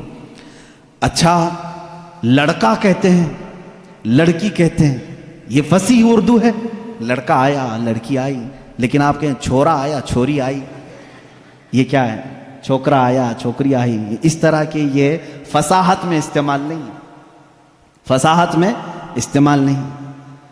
تو ایسی بہت ساری چیزیں ہیں اردو میں آپ کو سمجھا رہا ہوں، جو فصیح ہوتا ہے وہ لٹریچر ہے، اچھی زبان، اور قرآن پورا کا پورا فصیح عربی میں نازل ہوا ہے، ایک حرف بھی ایسا نہیں ہے جو عام لوگ یوز کرتے ہوں، ایک حرف بھی ایسا نہیں، اور صرف قرآن ہی اس طرح ہے، اور اسی وجہ سے اللہ رب العزت نے چیلنج پہ چیلنج کیا ہے قرآن پاک میں۔ چیلنج کس کو کہتے ہیں معلوم ہے نا آپ کو؟ لا کر کے دکھاؤ، اللہ تعالیٰ نے 4 جگہ پر چیلنج فرمایا۔ پہلا تو یہ ہے قُلْ لَئِنِ اجْتَمَعَتِ الْإِنسُ وَالْجِنُّ عَلَىٰ أَن يَأْتُوا بِمِثْلِ هَذَا الْقُرْآنِ، اللہ تعالیٰ فرماتا ہے اے محبوب آپ فرما دیں سارے انسان جمع ہو جائیں، سارے جنات جمع ہو جائیں، دنیا میں جتنے انسان ہیں سب جمع ہو جائیں، جتنے جنات ہیں سب جمع ہو جائیں، اور اللہ فرماتا ہے کہ وَلَوْ كَانَ بَعْضُهُمْ لِبَعْضٍ ظَهِيرًا، آپس میں ایک دوسرے کی مدد بھی کریں، کس بارے میں جمع ہو کر کے کیا کریں؟ عَلَىٰ أَن يَأْتُوا بِمِثْلِ هَذَا الْقُرْآنِ، اس قرآن کی طرح ایک اور کتاب لا کر کے دکھائیں۔ یہ پہلا چیلنج تھا، عرب والوں کو چیلنج تھا، جو عرب والے عربی جانتے تھے، اگر یہاں والوں کو بولے ہوتے پتہ نہیں کیا ہوتا، دوسری زبان ہی نہیں ہے تمہاری۔ عرب والے جو عربی میں ماہر تھے ان کو ہی چیلنج ہے کہ یہ عربی میں قرآن اترا، اس طرح کا ایک قرآن لا کر کے دکھاؤ۔ پورے قرآن لانے کی بات تو چل رہی تھی، نہیں لا سکے، زمانہ گزر گیا، اس کے بعد رب تعالیٰ نے اس چیلنج کو تھوڑا ہلکا کر دیا، کم کر دیا، کہا ام یقولون افطرا فأتوا بعشر سور مثلہ، یہ اللہ کے کلام پر جھوٹ کہتے ہیں، حضور کو کہتے ہیں شاعر ہے، ساحر ہے، جادوگر ہے۔ اے رسول ان سے کہہ دیں پورا قرآن تو اب تک بنا کے نہیں لا سکے، اس کی 10 سورتیں بنا کر کے لاؤ، اس کے جیسی 10 سورے بنا کر کے لاؤ۔ حضور اکرم صلی اللہ علیہ وسلم نے چیلنج کیا مکہ والوں کو، اور وہ آپس میں چیمی گوئیاں کرتے رہتے تھے، ارے چیلنج تھوڑا ہلکا ہو گیا، اب تو بناؤ، پوری کتاب نہیں 10 سورے بنانا ہے، 114 سورتیں ہیں قرآن کی، اس میں سے 10 سورتوں کی برابر کوئی سورے لے کے آؤ، نہیں لائے۔ پھر اس کے بعد اللہ تبارک و تعالیٰ نے تیسری مرتبہ جا کر کے اور چیلنج کو کم کر دیا، وَإِن كُنتُمْ فِي رَيْبٍ مِّمَّا نَزَّلْنَا عَلَىٰ عَبْدِنَا فَأْتُوا بِسُورَةٍ مِّثْلِهِ، اگر تم کو شک لگتا ہے جو کچھ بھی ہم نے اپنے بندے پر اتارا ہے تو لاؤ اس قرآن کی طرح ایک ہی سورے، کتنی؟ ایک سورے لے کر کے آؤ۔ پہلے پورا قرآن کے جیسا لانے کا چیلنج تھا، بعد میں 10 سورے لانے کا چیلنج تھا، پھر تیسری مرتبہ رب تعالیٰ نے کیا فرمایا؟ ایک سورے لے کے آؤ، نہیں لائے۔ اور حضور اکرم صلی اللہ تعالیٰ علیہ وسلم نے کیا فرمایا معلوم؟ ایک سورے جب وہ نہیں لائے، اس زمانے میں کیا ہوتا تھا؟ کمپٹیشن ہوتا تھا شعر و شاعری کا، مشاعرے ہوتے ہیں نا، اچھا شعر کس کا ہے اس کو انعام دیا جائے۔ جو شعر و شاعری کرتے ہیں وہ جانتے ہیں، عرب والے شعر و شاعری میں بہت مشہور تھے۔ سال میں ایک مرتبہ مکہ میں حج کے موقع پر سب بڑے بڑے شاعر جمع ہوتے تھے، اپنے شعر سناتے تھے، اور جس کا شعر سب سے اچھا ہوتا تھا اس کے شعر کو کعبے کے دروازے پر لٹکایا جاتا تھا، اور اس کی فضیلت تھی سال بھر تک وہ شعر نکالے نہیں جاتے تھے، بلکہ اگلے سال اس سے بھی بہتر کوئی لاتا تو وہ نکالتے پھر اس کا لٹکاتے تھے۔ یعنی ورلڈ گینیز بک میں جس طرح ریکارڈ درج کیے جاتے ہیں، ارے میاں یہ ابھی جو ہے 100 انڈے کھایا ہے، اب دوسرے کا نام اسی وقت لکھا جائے گا جب 150 انڈے کوئی کھا کے آئے ہیں۔ وہاں ریکارڈ بنانے کے لیے شعر و شاعری ہوتی تھی، اور مکہ میں خانہ کعبہ کے دروازے پر لٹکائے جاتے تھے، وہ ہر سال کا معمول تھا۔ ایک سال میرے آقا صلی اللہ تعالی علیہ وسلم نے لکھا، انا اعطیناک الکوثر فصل لربک وانحر ان شانئک هو الابتر۔ 3 آیتیں ہیں، ایک چھوٹی سورہ ہے، لے جا کر کے میرے آقا صلی اللہ علیہ وسلم نے خانہ کعبہ کے دروازے پر لٹکایا۔ آؤ عرب والو، اس سے بہتر کوئی چیز ہو تو اس کو اتارا جائے گا اور دوسرا اس کا لایا ہوا شعر لگایا جائے گا۔ یہ چیلنج چلا مہینہ 2 مہینے کئی دن تک، سارے پریشان تھے، اس وقت جو موجود تھے ان کے بس میں نہیں تھا۔ ایک بہت بڑے شاعر کو یہ لوگ یمن سے یا کسی علاقے سے لے کر کے آئے اور اس سے کہا یہ چیلنج محمد نے دیا ہے صلی اللہ علیہ وسلم کہ یہ 3 آیتیں ہیں اس کے اندر، اس سے بہتر کوئی چیز لا کر کے دکھائے۔ آپ کو سمجھ میں نہیں آئے گا یہ 3 چیزیں بنانے میں کیا دقت ہے۔ میرے عزیزو، یہ صرف 3 آیتیں نہیں ہیں، جب اس کے حروف کو جوڑ کر کے دیکھا جائے تو یہ زبان جاننے والے ہی جانتے ہیں کہ اس کے فائدے کیا کیا ہیں۔ وہ بڑا شاعر آیا جو بات بھی شعر و شاعری میں کرتا تھا، اگر وہ پوچھتا کسی سے آپ خیریت سے ہیں تو وہ شعر سے ہی پوچھتا تھا، اگر اس سے آپ پوچھتے کھانا کھائے جواب بھی شعر میں دیتا تھا۔ وہ آیا جب اس نے دیکھا کہ خانہ کعبہ پر یہ 3 چیزیں لٹکائی گئی ہیں، انا اعطیناک الکوثر فصل لربک وانحر ان شانئک هو الابتر، اس سے کہا گیا جواب لکھو اس کا، تو اس نے اپنے ایک ٹکڑے میں لکھا ما ھذا کلام البشر، یہ بشر کا کلام ہو ہی نہیں سکتا۔ میں کیا جواب دوں، یہ بشر کا کلام ہو ہی نہیں سکتا۔ وہ چلا گیا۔ یہ چیلنج چلتا رہا، کوئی نہیں لا سکا قرآن کے مثل۔ اور آپ کو میں بتاؤں مضحکہ خیز بات، بہت مرتبہ مسیلمہ کذاب ایک ایسا شخص تھا جو اپنی الگ شریعت چلانا چاہتا تھا، حضور کے علاوہ اپنے آپ کو نبی کہنا چاہتا تھا۔ اس سے لوگوں نے کہا کہ محمد صلی اللہ تعالیٰ علیہ وسلم وہ نبی ہیں، ان پر قرآن کی آیتیں اترتی ہیں، تو بھی تو لے کے آ، تیرے پاس کہاں ہے کتاب؟ جیسے قادیانی کو بھی کہا گیا تھا، غلام مرزا قادیانی جو ہے، یہ مرزا غلام احمد قادیانی جو پنجاب کا تھا، اس نے بھی نبی ہونے کا دعویٰ کیا تھا، اس کا بھی وہی حشر ہے جو مسیلمہ کذاب کا تھا۔ جھوٹے نبوت کے دعوے دار دجال ہوتے ہیں، یاد رکھو۔ میرے آقا صلی اللہ علیہ وسلم خاتم النبیین ہیں، آپ کے بعد کوئی نبی نہیں ہوگا۔ لیکن وہ مسیلمہ کذاب نے جب یہ کہا، کوئی اس سے جب لوگوں نے کہا تیرے پاس کہاں ہیں آیتیں ہونا چاہیے ویسے قرآن کی جیسے محمد صلی اللہ علیہ وسلم کے پاس آتی ہیں، کہا میں بھی بنا کر کے لاتا ہوں، میرے پاس بھی آتے ہیں۔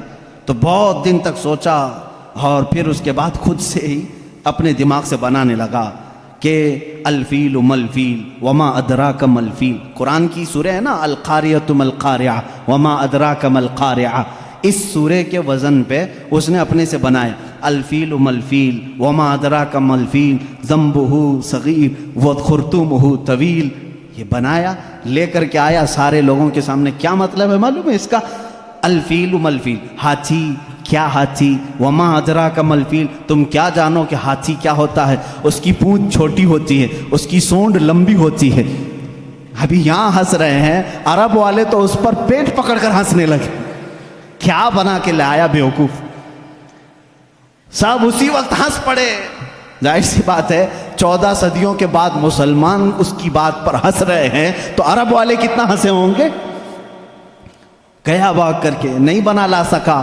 اب اس کے بعد عرب مکہ والے بڑے بڑے جو مالدار تھے وہ لوگ جمع ہوئے اور کہا جو بھی عرب کے بڑے بڑے شاعر ہیں ان کو لاؤ، پیسے دو اور بناؤ کچھ بھی، ہمارے لیے جینا دشوار کر کے رکھی ہیں یہ آیتیں، یہ چیلنج پہ چیلنج دے رہے ہیں اور ہم بنا کر کے لا نہیں پا رہے ہیں۔ پورے شاعروں کو جمع کیے، ان کو بڑے بڑے نذرانے دی، کتنا چاہیے پیسہ سب لو، جاؤ اس کے برابر بنا کے لاؤ۔ وہ سب گئے شاعر، اور گئے کھا پی کر کے موٹے ہوئے، اگلے سال آئے کچھ بھی نہیں لے کے آئے۔ سال بھر ہو گیا، پورے سیٹوں نے پھر کہا لائے نہیں، کہا نہیں بن ہی نہیں پایا، تھوڑے اور پیسے دے دو اگلے سال بنا کے لائیں گے۔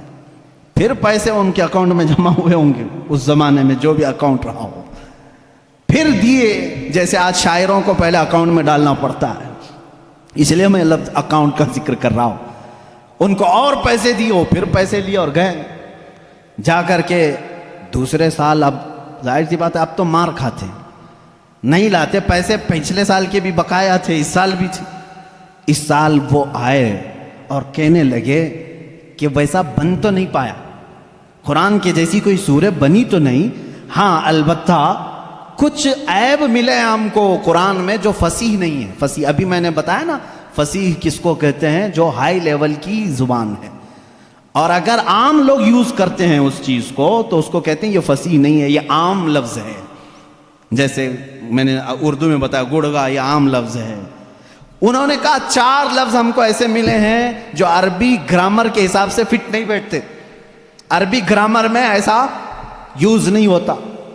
انگلش کے گرامر توڑ کر کے اگر بولو گے تو انگریز ہنسیں گے، ہمارے گرامر توڑ کر کے بولو گے ارے لڑکی بہت اچھا تھا، آپ ہنسیں گے۔ یہ گرامر میں نہیں بیٹھتا ہے نا۔ اسی طرح ان شاعروں نے کہا 4 لفظ قرآن میں ایسے ملے ہیں جو گرامر سے ہٹے ہوئے ہیں۔ کہا چلو یہ بھی بڑی بات ہے، یہ بھی بڑی بات ہے، تم بنا کر کے نہیں لائے لیکن قرآن کے کچھ ایسی چیزیں ڈھونڈ کے تو لائے ہو جو قرآن میں عیب ہے۔ کہا جلدی بتاؤ کیا ہے؟ کہا 4 چیزیں ہیں۔ توجہ چاہتا ہوں میرے عزیز، یہ ذہن میں رکھنا، حضوا ایک لفظ آیا ہے۔ ان جاہلوں نے کہا، وہ شاعروں نے، بڑے بڑے شاعر تھے، حضوا نہیں یوز کرتے عربی میں، استہزاء، یعنی مذاق کے لفظ کو کیا کہتے ہیں عربی میں؟ استہزاء، لیکن قرآن میں حضوا یوز ہوا۔ تو انہوں نے کہا حضوا یہ عام لفظ ہے، یہ ایسا نہیں یوز ہونا چاہیے تھا۔ کہا دوسرا کیا ہے؟ جلدی بتاؤ۔ کہا کبیر بڑے کو کہتے ہیں لیکن قرآن نے اس کو کبار کہا ہے۔ کبار کون یوز کرتا ہے؟ ان شاعروں نے کہا کبار یہ گرا ہوا لفظ ہے، کبیر یوز کرتے ہیں، اچھے لوگ جو ہیں وہ کبیر یوز کرتے ہیں، کبار نہیں۔ 2 لفظ ہوئے، حضوا، کبار۔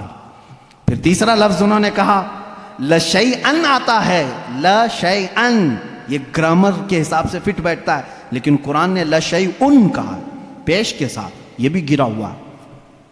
پھر کہا اچھا اور کیا ملا؟ کہا عجیب ہوتا ہے، جیسے کوئی بھی عجیب چیز کو دیکھتے ہیں عربی میں بھی اس کو عجیب کہتے ہیں، عجیب، لیکن قرآن نے اس کو عجاب کہا ہے۔ عجاب یہ گرا ہوا لفظ ہے، عجاب کہاں آتا ہے؟ یوز نہیں ہوتا عرب میں۔ تو یہ سیٹ لوگ بڑے خوش ہو گئے، چلو کچھ تو کمیاں ڈھونڈ کے لائے ہیں 2 سال کی محنت کے بعد، چلو محمد صلی اللہ علیہ وسلم کے پاس آئے، کہا ہے محمد صلی اللہ علیہ وسلم آپ کے چیلنج کو ہم نے ایکسیپٹ کیا، صورتیں تو نہیں لائے لیکن تمہارے قرآن میں 4 ایسی باتیں ہیں جو فصیح نہیں ہیں، عام ہیں، گرامر سے گری ہوئی ہیں۔ حضور صلی اللہ تعالیٰ علیہ وسلم نے پوچھا بھی نہیں کیا ہے کیا نہیں ہے، کہا میں تم سے بات نہیں کروں گا، تم سے بات نہیں کروں گا، تم اور میں ہوں نا، ہمارے دونوں کے بیچ میں کوئی ایک بڑا فیصلہ کرنے والا ہونا چاہیے۔ کون طے کرے گا؟ کون طے کرے گا کہ یہ عربی گرامر کے حساب سے فٹ بیٹھتے ہیں کہ نہیں بیٹھتے ہیں، فصیح ہے کہ غیر فصیح ہے؟ تو حضور صلی اللہ تعالیٰ علیہ وسلم نے یہ فیصلہ بھی ان کے ہی حوالے کر دیا، جاؤ تم ہی ڈھونڈ کے لاؤ کوئی ایسا بڑا آدمی جو میرے اور تمہارے درمیان فیصلہ کرے گا۔ تو انہوں نے کہا ٹھیک ہے ڈھونڈتے ہیں۔ ڈھونڈ کر کے جانتے ہو کس کو لائے ہو؟ ایک 97 برس کا بڈھا تھا، 97 ایئرز کا، وہ اپنی لینگویج کو اتنی محفوظ رکھتا تھا کہ شہر کی لینگویج مکس نہ ہو جائے، اس کے لیے وہ پہاڑوں پہ رہتا تھا، اس کو اپنی لینگویج پر فخر تھا، اس سے زیادہ عرب میں کوئی فصیح آدمی نہیں تھا۔ اگر اس کی طرف سے کوئی بات آئی تو پورے عرب میں وہ قانون بن جاتی تھی، یہ لینگویج بہت فصیح ہے، فلاں بوڑھا جو 97 سال کا وہ بولتا ہے۔ تو یہ لوگ گئے، سارے سیٹ اور شاعر اس کے پاس گئے، کہا ہمارے اور محمد صلی اللہ علیہ وسلم کے درمیان میں ایک مقدمہ ہے، آپ کو فیصلہ کرنا ہے۔ انہوں نے کچھ بتایا ہی نہیں تھا کیا ہے کیا نہیں ہے۔ اس بوڑھے کو منا لیا اور وہ بوڑھا اتر کے آیا، پہاڑوں سے اتر کر کے حضور کے پاس آئے، اب فیصلہ ہونا تھا۔ اب توجہ چاہتا ہوں، 4 لفظ ہے نا، حضوا، کبار، लशैउन उजाब, ये 4 वर्ड हैं, इनका दावा था। उस बूढ़े को लेकर के आए फैसल बना करके हुजूर सल्लल्लाहु अलैहि वसल्लम के पास। जब वो आया तो हुजूर बैठे हुए थे, और अरब में बड़े लोग आते हैं तो खड़े होकर के इस्तिकबाल करते थे। हुजूर अकरम सल्लल्लाहु अलैहि वसल्लम ने नहीं इस्तिकबाल किया, उठे ही नहीं, आप बैठे रहे। वो बूढ़ा आया, देखता रहा, और उसके बाद आकर के अपनी जगह बैठ गया। हुजूर खड़े हो गए। वो जब बैठा, हुजूर खड़े हो गए। वो बिचक करके फिर खड़ा हो गया। बूढ़ा था, हुजूर सल्लल्लाहु अलैहि वसल्लम बैठ गए, फिर वो भी बैठा। थोड़ी देर वो इधर बैठा तो मेरे आका सल्लल्लाहु अलैहि वसल्लम ने फरमाया नहीं नहीं नहीं, इधर आके बैठो। उसको उठाया, फिर इधर बैठाया। थोड़ी देर अभी वो बैठा था, फिर हुजूर ने फरमाया यहाँ नहीं, इधर आके बैठो, इधर ही ठीक था। उसको फिर इधर उठाया। भाई 97 साल के बूढ़े को अगर बार बार उठाओगे बिठाओगे सनक जाएगी, क्या होगा। फिर उसके बाद उसको हुजूर ने कहा तीसरी मर्तबा, अरे नहीं आमने सामने बात करना अच्छा, यहां से उठो सामने आओ। अरे मियाँ अब तो उसकी हालत खराब हो गई। उठा और गुस्से में बोलने लगा, या मोहम्मद इन्नी शेखुन कुब्बार अतत्तखिजुनी हुज़वा व इन्न मिनकुम हादा लशैउन उजाब। उस बूढ़े ने क्या कहा मालूम है? ऐ मोहम्मद इन्नी शेखुन कुब्बार, मैं बूढ़ा आदमी हूं, अतत्तखिजुनी हुज़वा, क्या तुम मेरा मजाक कर रहे हो? व इन्न मिनकुम हादा लशैउन उजाब, और ऐसा मामला तुम्हारे से ये बहुत अजीब लगता है। चारों वर्ड उसने एक जुमले में यूज किए। हुजूर अकरम सल्लल्लाहु अलैहि वसल्लम ने उन शायरों की तरफ देखा, लाए भी तो उसको लाए हो जो कुरान की बातें ही यूज कर रहा है। बेचारे अब उनके पास मुंह झुकाकर जाने के अलावा क्या चाह रहा था। फैसला हो गया उस दिन। ये बूढ़ा जो बात कहता है वो फसीह बात कहता है। बाद में उस बूढ़े को पता भी नहीं था कि ये लोग लाए किस बात के लिए थे, किस चीज का फैसला करने के लिए लाए थे। हो सकता है बाद में जाकर के उसको बहुत झगड़ा हुआ होगा कि हम तो यही 4 बातों को यहां पर तुम्हें बताने के लिए लाए थे कि कुरान में गैर फसी है, वही बोल के आ गए। खैर ये ऐसा ही हुआ जैसे किसी बच्चे को बाप ये कह करके घर पे आने वाले से कहते हैं, कह देना अब्बा सो रहे हैं। सामने कोई घर के बाहर आता है तो बच्चा जा करके कहता है अब्बा कह रहे हैं, अब्बा सोए हैं। यही बात होती है। इसी तरह से उसके साथ भी मामला हुआ होगा। बहरहाल कुरान का चैलेंज बरकरार रहा और आज तक बाकी है। आज के इस डिजिटल लाइफ में भी कोई कुरान का ये मिसल ला नहीं सका, नहीं ला सका। वो किताब तुम्हारे पास है मेरे अजीजों। अल्लाह रब्बुल इज़्ज़त ने इस किताब के अंदर कितने उलूम का समंदर रखा है, कभी आपने सोचा है? ये वो लोग थे जो अरब ला नहीं सके, लेकिन जो समझ बूझ रखते थे उन्होंने कुरान का मुताला शुरू किया और इसमें से जवाहर निकाले, मोतियाँ निकाली। अब मुख्तसर मैं जिक्र करता चला जाऊंगा। सारे उलूम कुरान में हैं। मैं उसको कॉलेज के जो स्टूडेंट्स हैं या जो प्रोफेसर्स हैं या जो लेक्चरर हैं या जो डॉक्टर्स हैं, इंजीनियर हैं, जो भी हैं, वो आज मेरी इस तकरीर के मुखातब हैं। सुनो, कुरान पाक में वो उलूम जिसकी इजाद आज के ज़माने में कही जाती हो, मैं 14 सदियों पहले की इन आयात में तुम्हें साफ वाज़ेह बता सकता हूँ कि कौन कौन से उलूम कुरान में आए हैं। आपने शायद पहले दिन ही सुना होगा, एस्ट्रोनॉमी, ये वो इल्म है जो इल्मुल फलकियात जिसको कहते हैं, आसमान कायनात का इल्म, कायनात का इल्म, आसमानों में क्या है, गैलेक्सी में क्या है और कैसे दुनिया वजूद में आई, इस इल्म के जानने वाले एस्ट्रोनॉमी कहलाए जाते हैं। एस्ट्रोनॉमी के बेसिक फार्मूले कुरान पाक में है। जानते हैं आप एस्ट्रोनॉमी की सबसे बड़ी तहकीक क्या है? इन साइंसदानों की सबसे बड़ी तहकीक ये है कि एक शख्स है अंग्रेज़ों का, जिसको ये कहा गया स्टीफन हॉकिंग, ये 1925 की बात है, जिसने सबसे पहले ये कहा कि कायनात फैल रही है। 1925 में, 1925 में सबसे पहले उसने ये कहा, मैं देख रहा हूँ गैलेक्सी में स्टार्स दूर दूर हो रहे हैं और फैल रही है ये कायनात। उसने वुसअते कायनात का नजरिया सबसे पहले दिया। और कुरान कहता है वस्समा बनैनाहा व बिअयदिन व इन्ना लमूसिऊन, आसमान को हमने अपने दस्ते कुदरत से बनाया है और इसको हम क़यामत तक फैलाते रहेंगे। قرآن کہہ رہا ہے اس کو ہم پھیلاتے رہیں گے.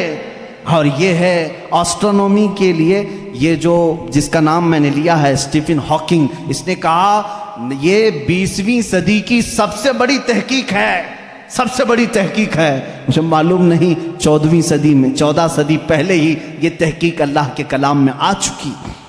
عزیزان گرامی, اور یہ آپ کو بگ بینگ کا جو میں نے بتایا تھا فرسٹ ڈے آپ نے سنا ہوگا, اس زمانے میں نہیں بلکہ یہ بگ بینگ کا جو وہ لایا ہے جس نے ایسٹرونومی میں, جو سب سے پہلے سائنسدان نے کہا کہ پہلے یہ زمین آسمان سب چیزیں ایک ہی تھیں, ایک بڑا دھماکہ ہوا اس سے پوری کائنات پھیلی. ان کا اب جا کر کے یہ نظریہ ہوا کہ ایک بڑا دھماکہ ہوا, اس کے بعد سب چیزیں الگ ہو گئیں, چاند الگ ہوا, تارے الگ ہوئے, اور سورج الگ ہوا, زمین الگ, آسمان الگ. اس تھیوری کو قرآن نے خود بیان کیا ہے. اولم یر الذین کفروا ان السماوات والارض کانتا رتقا ففتقناہما. اللہ فرماتا ہے اے محبوب کیا نہیں دیکھتے وہ کافر اب بھی انکار کر رہے ہیں, زمین اور آسمان ملے ہوئے تھے, ہم نے ان کو پھاڑ کر کے الگ کیا. فتقناہما, فتق کہتے ہیں ایسا زور کا دھماکہ ہونا اور جھٹکا دینا جس سے ساری چیزیں بکھر جائیں. اور قرآن نے اس بگ بینگ کا ذکر کیا ہے. یہ اور بات ہے کہ اس کی تحقیقات اور ہوتی رہیں گی. ایسٹرولوجی جس میں علم نجوم ہے, اس کے متعلق بھی میں نے بتایا تھا کہ ستاروں کے متعلق بلیک ہول کا تذکرہ سورہ واقعہ میں موجود ہے. اللہ فرماتا ہے لا اقسم بمواقع النجوم, قسم ہے ان جگہوں کی جہاں جا کر کے ستارے فنا ہو جاتے ہیں, اس کو آج سائنسدان بلیک ہول کہتے ہیں. یہ ایسٹرولوجی ہے. اور بوٹانی جانتے ہوں گے آپ, علم نباتات, پودوں کا علم, یہ ایک پورا باضابطہ ایگریکلچر, اس پر تو یونیورسٹیاں قائم ہیں جس میں پودوں کی نشو و نما کے متعلق تحقیقات ہوتی ہیں. اور قرآن اس کی تمام تفصیلات بتا رہا ہے. وَمِن كُلِّ الثَّمَرَاتِ جَعَلَ فِيهَا زَوْجَيْنِ اثْنَيْنِ. اللہ فرماتا ہے ہر پھل میں ہم نے میل اور فیمیل رکھا ہے. آج کے سائنس کہہ رہا ہے ہر درخت میں میل اور فیمیل ہوتے ہیں. یہ قرآن کے وہ علوم ہے. بوٹانی اس علم کو کہتے ہیں. آپ میرے پاس اسٹوڈنٹس ہوں گے کوئی ایگریکلچر کے, درختوں کے, پیڑ پودوں کے معاملات کے سلسلے میں قرآن کی ایک نہیں 10 آیتیں میں تمہارے سامنے پیش کروں گا.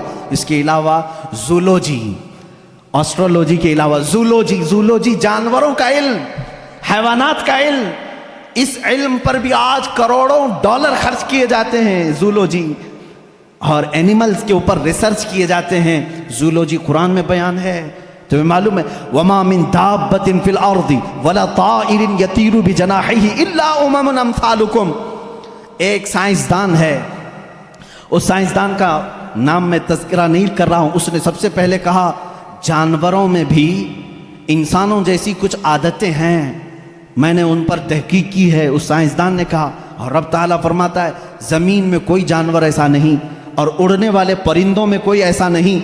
الا امم امثالکم, وہ سب کے سب تمہارے جیسی سوسائٹی رکھتے ہیں, تمہارے جیسی سوسائٹی. ان کے خاندان ہوتے ہیں, ان کے اپنی برادریاں ہوتی ہیں, ایک ہی خاندان کے ساتھ اڑتے ہیں, آتے ہیں, جاتے ہیں. یہ پرندوں کا معاشرتی معاملہ یہ زولوجی کہلاتا ہے, آج کی تحقیق میں ہے اور قرآن میں موجود ہے. قرآن اس بات کو پہلے بتا چکا ہے. صرف پرندوں کی بات نہیں میرے عزیزوں, اس کے علاوہ جو اور بھی اس میں ہے. قرآن پاک میں چونٹیوں کا علم, ایک سائنسدان ہے, اس نے کہا ہے کہ چونٹیاں بات کرتی ہیں ایک دوسرے کو, اور یہ سب ایک دوسرے کے کانٹیکٹ میں آ کر کے ہی کام کرتی ہیں. اور قرآن کہہ رہا ہے سورہ نمل پوری چونٹیوں کی سورہ ہے.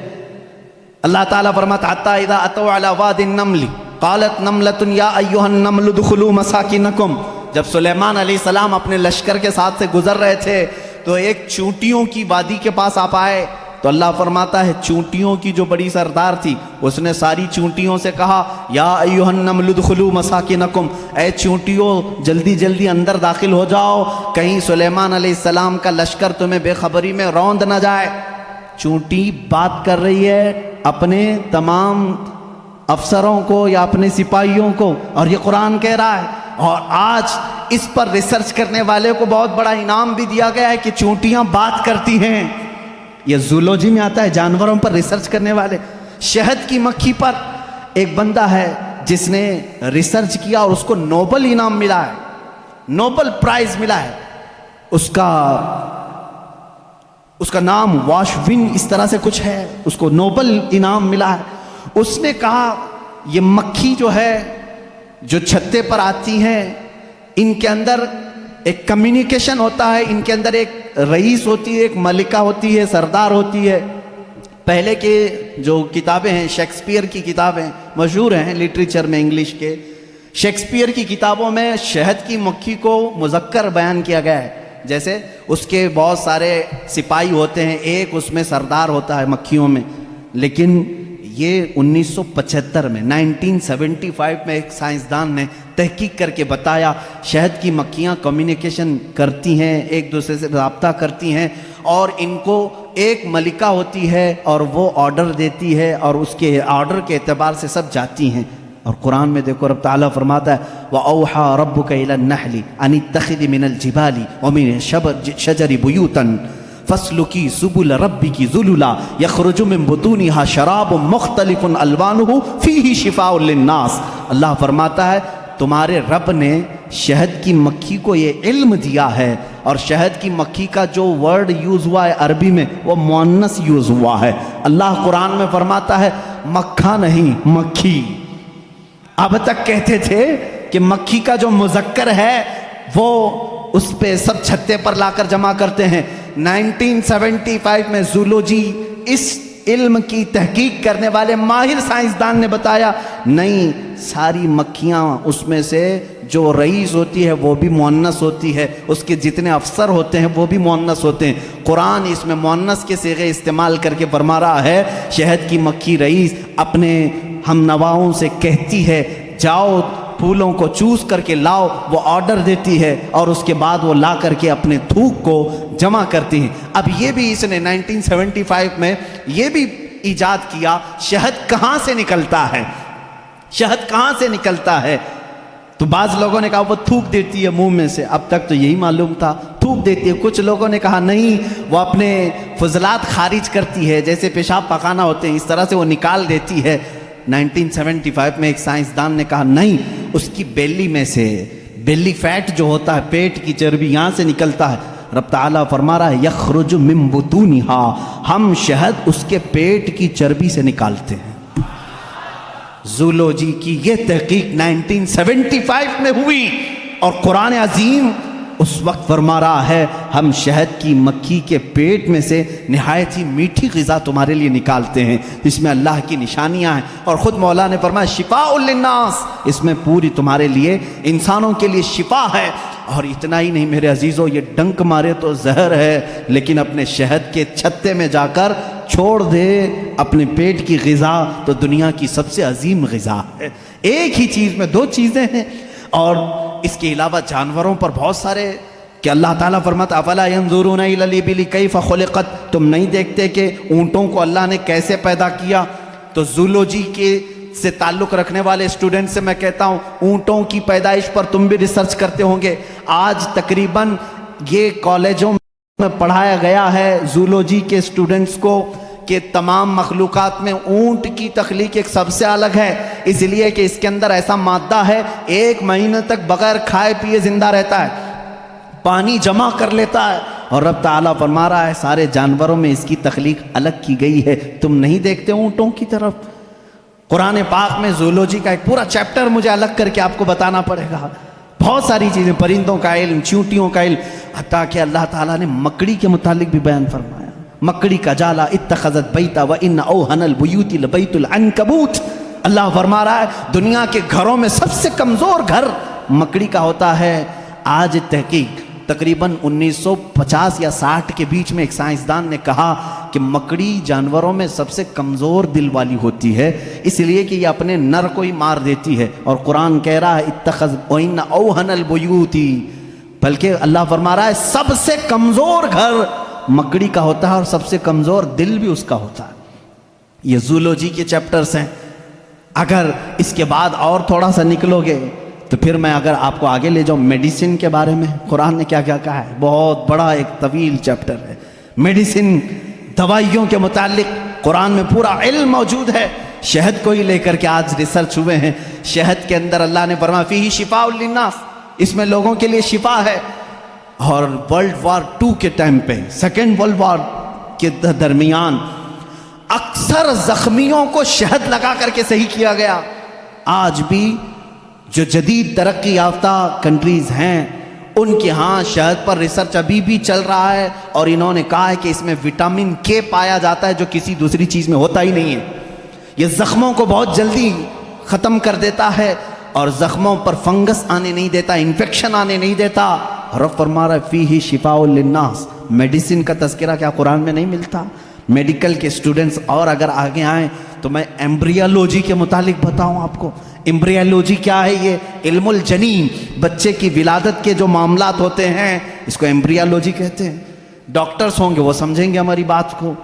ایمبریالوجی ایک پورا کا پورا علم ہے، اور انہی کی باتوں سے میں آپ کو بتاؤں.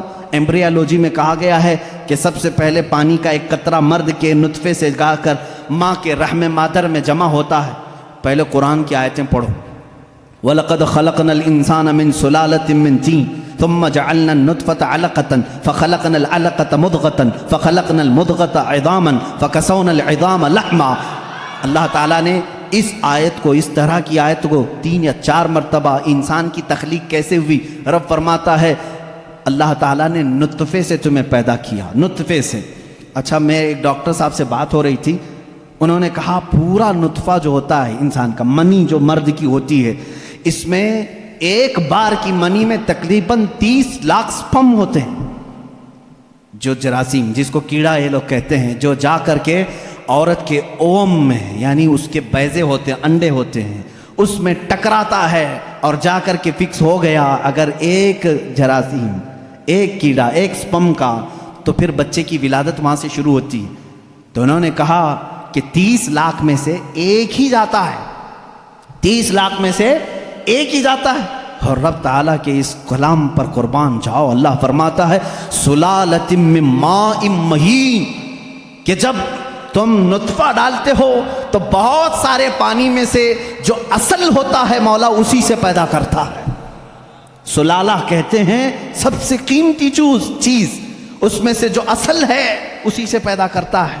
30 لاکھ اگر سپرم میں جراثیم آئے ہوں، صرف ایک ہی سے پیدا کیا جاتا ہے. پھر اس کے بعد اللہ تعالیٰ نے فرمایا ہم اس کے ذریعے سے علقہ بناتے ہیں. علقہ کیا ہے؟ مضغہ کیا ہے؟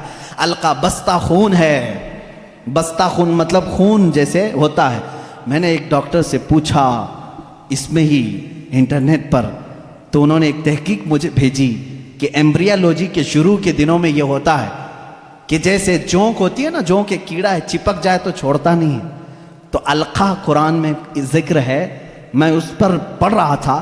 علقہ جیسے چنگم والی چیز ہوتی ہے، چپکنے والی، اگر خون کے چپکنے والے حصہ کوئی بن گیا تو اس کو علقہ کہتے ہیں. اور آج ڈاکٹرز کہہ رہے ہیں نطفے کے بعد اگر سب سے پہلے بچے میں کچھ بنتا ہے تو وہ گم ٹائپ کا ایک خون بنتا ہے جس کو قرآن بتا رہا ہے. یہ ساری چیزیں سونوگرافی کے بعد معلوم ہوتی ہیں، اسکین کرنے کے بعد معلوم ہوتی ہیں. اور اس کے بعد مضغہ ہے، گوشت کا ایک لوتھڑا، اس میں اللہ تعالیٰ نے جو مضغہ لفظ استعمال فرمایا، اس کا مطلب کیا ہے یہ بھی ڈاکٹرز اس کی بھی تسلیم کریں گے. ایک بہت بڑا سائنسدان ہے، اس سے پوچھا گیا 3rd سٹیج ایمبریالوجی سٹیجز میں سے 3rd سٹیج کیا ہے؟ تو اس نے ایک لمبا سا آٹا یا کچھ چنگم لیا، اس کو دانتوں میں رکھا، چبا کر کے دکھایا، ایک لمبا کیڑا اور اس پر دانتوں کے نشان، دانتوں کے نشان. ڈاکٹرز جب اسکیننگ کریں گے تو ان کو یہ پتا چلے گا کہ پہلے ماں کے پیٹ میں ایک لمبی چیز بنی جس پر دانتوں کے نشان جیسے. قرآن نے مضغہ کہا. مضغہ کیا چیز ہے؟ جب عربی میں اس کا ترجمہ دیکھا گیا تو ایسی چیز جو لمبی ہڈی ہو اور اس میں جگہ جگہ سے کاٹا گیا ہو، مضغہ اس کو کہتے ہیں. اور ڈاکٹرز کل 100% اتفاق کرتے ہیں کہ 3rd سٹیج میں جب یہ بچے کی ولادت آتی ہے تو اس کی صرف ریڑھ کی ہڈی بنی ہوتی ہے جو پیٹھ پر ہے، جس میں جگہ جگہ گانٹھ ہے، ایسا لگتا ہے جیسے کسی نے کسی چیز کو چبایا. یہ قرآن میں ایمبریالوجی کا فلسفہ موجود ہے. اگر یہ سٹیجز میں بتاؤں 9 مہینے تک بولنا پڑے گا نا، بچے کی ولادت 9 مہینے بعد ہوتی ہے. ایمبریالوجی کے بہت ساری چیزیں ہیں. اور اللہ میں آپ کو یہ بتاؤں سب سے پہلے چیز کیا بنتی ہے انسان کی، یہ بھی تحقیقات سائنس کر چکا ہے. سب سے پہلے بچے کے نطفے کے بعد علقہ، مضغہ، اور اس کے بعد اس پر چمڑی آتی ہے، یا جو بھی 27 ویکس اگر 24 ویکس ہوتے ہیں اگر پریگننسی کے، تو سب سے پہلے وہ جنین میں سننے کی چیز آتی ہے. کیا؟ سننے کی چیز. اس کے بعد اس کے اندر محسوس کرنے کی، دیکھنے والی چیز آ جاتی ہے 27 ویکس کے بعد. پھر اس کے بعد اس کی ہارٹ بیٹ بھی شروع ہوتی ہے. اب قرآن کی آیت پڑھو، اللہ فرماتا ہے وَجَعَلَ لَكُمُ السَّمْعَ وَالْأَبْصَارَ وَالْأَفْئِدَةَ قَلِيلًا مَا تَشْكُرُونَ. ہم نے تمہارے ماں کے پیٹ میں سب سے پہلے سننے کی طاقت دی، دیکھنے کی طاقت دی، پھر دھڑکنے والا دل عطا کی. اللہ اللہ، یہ ترتیب کہاں سے آئی؟ یہ اس زمانے میں قرآن نازل ہوا جہاں کوئی خوردبین نہیں تھی، کوئی مائکروسکوپ نہیں تھا، کوئی ٹیلیسکوپ نہیں تھا، کوئی سونوگرافی نہیں تھی، کوئی اسکیننگ سینٹر نہیں تھا. جب قرآن یہ بتا رہا ہے وہ لوگ اس وقت ماؤں کے پیٹ میں کیسے بات جان سکتے تھے؟ ایک بہت بڑا سائنسدان ہے، اس کے سامنے ایمبریولوجی کے تذکرے کیے گئے اور قرآن کی آیتیں بتائی گئی، تو کہتا ہے شاید محمد صلی اللہ علیہ وسلم کے پاس کوئی ایسی بڑی مشین تھی جس کو وہ دیکھ کر کے سب بتائیں. ان سے کہا گیا میاں یہ 1400 سال پہلے کی ہے، تو وہ خود ہنسنے لگا. ہاں یہ تو ٹیلیسکوپ جو دیکھنے والی خوردبین ہے، مائکروسکوپ، یہ تو 16ویں صدی میں ایجاد ہوئی ہے، اور اس وقت جب ایجاد ہوئی تو بڑی بڑی چیزیں ہی خالی دیکھ سکتی تھی، چھوٹی چیزوں کو دیکھا بھی نہیں جاتا. پھر اس نے اٹھ کر کے یہ کہا پھر تو یا تو اوپر والی کوئی طاقت ان کے ساتھ ہوگی. یہ باتیں اگر وہ اس زمانے میں بتائے ہیں تو پھر کوئی اور طاقت ہوگی. یہ قرآن کے علوم ہیں میرے عزیزو، پڑھو اس قرآن کو، کیا نہیں ہے اس کے اندر. اب میں اگر ایمبریولوجی ہو گئی بات، اس کے علاوہ اور ہائیڈرولوجی، زمین کے معاملات، پانی کے تبخیر کا سب سے پہلا مادہ قرآن نے بتایا. یہ واٹر سائیکل کے جو تھیوری ہے سب سے پہلے جانتے ہیں آپ کو کس نے پیش کی ہے؟ ایک سائنسدان ہے جس نے یہ بات پیش کی، برنارڈ پیلیسی نام کا ایک سائنسدان ہے. اس نے یہ تھیوری پیش کی کہ سمندر کا پانی گرمی سے سوکھتا ہے، آسمانوں میں جاتا ہے. سائنس میں ہم بھی اسکول میں پڑھے تھے، دھوپ میں پانی اڑ کر کے جاتا ہے، پھر جمع ہوتا ہے، پھر بارش میں آتا ہے. یہی ہے نا یہ واٹر سائیکل کا جو نظام ہے، ایواپوریشن اس کو کہتے ہیں.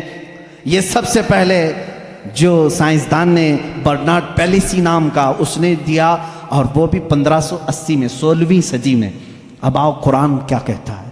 قرآن کہتا ہے وَالسَّمَاءِ ذَاتِ الرَّجْعِ وَالْأَرْضِ ذَاتِ الصَّدْعِ، وہ آسمان جو ہر چیز کو واپس پھر سے کھینچ لیتا ہے. پانی ہم برساتے ہیں اور پھر اس کو لوٹا دیتے ہیں. یہ ایواپوریشن کا، واٹر سائیکل کا جو مسئلہ ہے، یہ جو فنڈا ہے، یہ قرآن میں موجود ہے. مجھے بتاؤ اے سائنس کے اسٹوڈنٹس، کیا قرآن ہائیڈرولوجی کی بات نہیں کر رہا ہے؟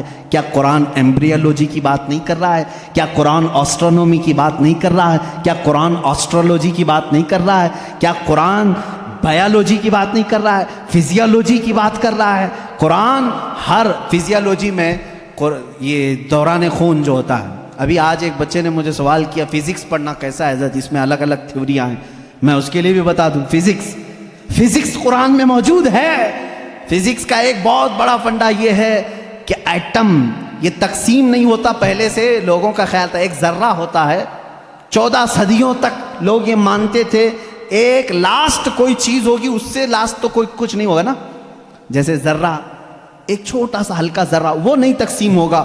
فزکس والوں نے یہ ثابت کیا نہیں، ذرہ بھی تقسیم ہوتا ہے، ایٹم کو بھی تقسیم کیا جا سکتا ہے، ڈیوائیڈ ہو سکتا ہے. یہ فزکس کا فنڈا ہے، یہ فزکس کی تھیوری ہے. اور قرآن کہتا ہے لا يعزب عنه مثقال ذرة في السماوات والارض ولا اصغر من ذلك ولا اکبر الا في کتاب مبین. اللہ فرماتا ہے ذرے کے برابر بھی کوئی چیز اللہ تعالیٰ قیامت کے دن چھوڑے گا نہیں. ہاں ذرے سے چھوٹی بھی ہو، ذرے سے بڑی بھی ہو. سب سے پہلے عرب میں قرآن نے یہ کہا ذرے سے چھوٹا، ایٹم سے بھی چھوٹی چیز ہو سکتی ہے. اور 14 صدیوں کے بعد فزکس والے کہہ رہے ہیں کہ ایٹم بھی تقسیم ہو سکتا ہے. یہ فزکس ہے جو قرآن پاک میں ہے. بہت سارے علوم ہیں میرے عزیزوں، میں گنانے لگوں. اخیر میں تمہیں صرف 2 چند باتیں عرض کروں گا. کیلکولیشن آتا ہے نا، بہت سارے تو 10ویں میں میتھس میں ہی فیل ہوتے. میتھس لو نکالو آج میں تمہیں قرآن کا میتھس بتاتا ہوں، سب اپنے ہاتھوں میں کیلکولیٹر لے کر کے بیٹھو، میں حساب بولتا جاتا ہوں اور کرتے جانا ہوں کہ قرآن کے مثل کوئی دوسرا کیوں نہیں لا سکتا۔ میں تمہیں بتاؤں، ایسی اس کے اندر ترتیب ہے، اللہ نے ایسا بنا کر کے رکھا ہے، ممکن ہی نہیں ہو سکے گا، ممکن ہی نہیں ہو سکے گا۔ ایک بڑے سائنسدان نے تحقیق کیا اور کمپیوٹر میں ڈال کے چیک کیا ہے بار بار۔ اس نے 1965 میں یہ تحقیق ہوئی تھی، میں آپ کو اس کے متعلق بتاتا ہوں۔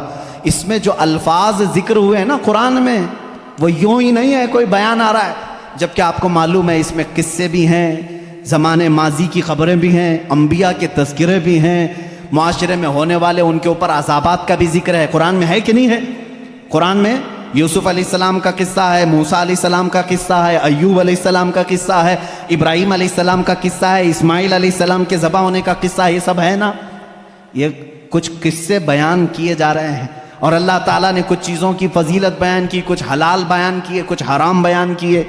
حرام چیزیں کیا کیا ہیں، حلال چیزیں کیا کیا ہیں، تمہیں کرنا کیا نہیں کرنا کیا، یہ پورا ٹاپک ہے قرآن کا۔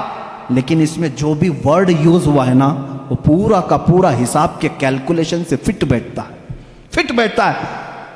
کیلکولیشن اٹھاؤ اور میں آپ کو بتاتا ہوں، دنیا کا علم رکھنے والے جانتے ہیں پوری روئے زمین پر خشکی کتنی ہے اور تری کتنی ہے، پانی کتنا ہے اور زمین کتنی ہے، سب کو معلوم ہے یا نہیں معلوم ہے؟ تو سنو، سائنس یہ کہتا ہے کہ 70% پانی ہے اور 30% کیا ہے؟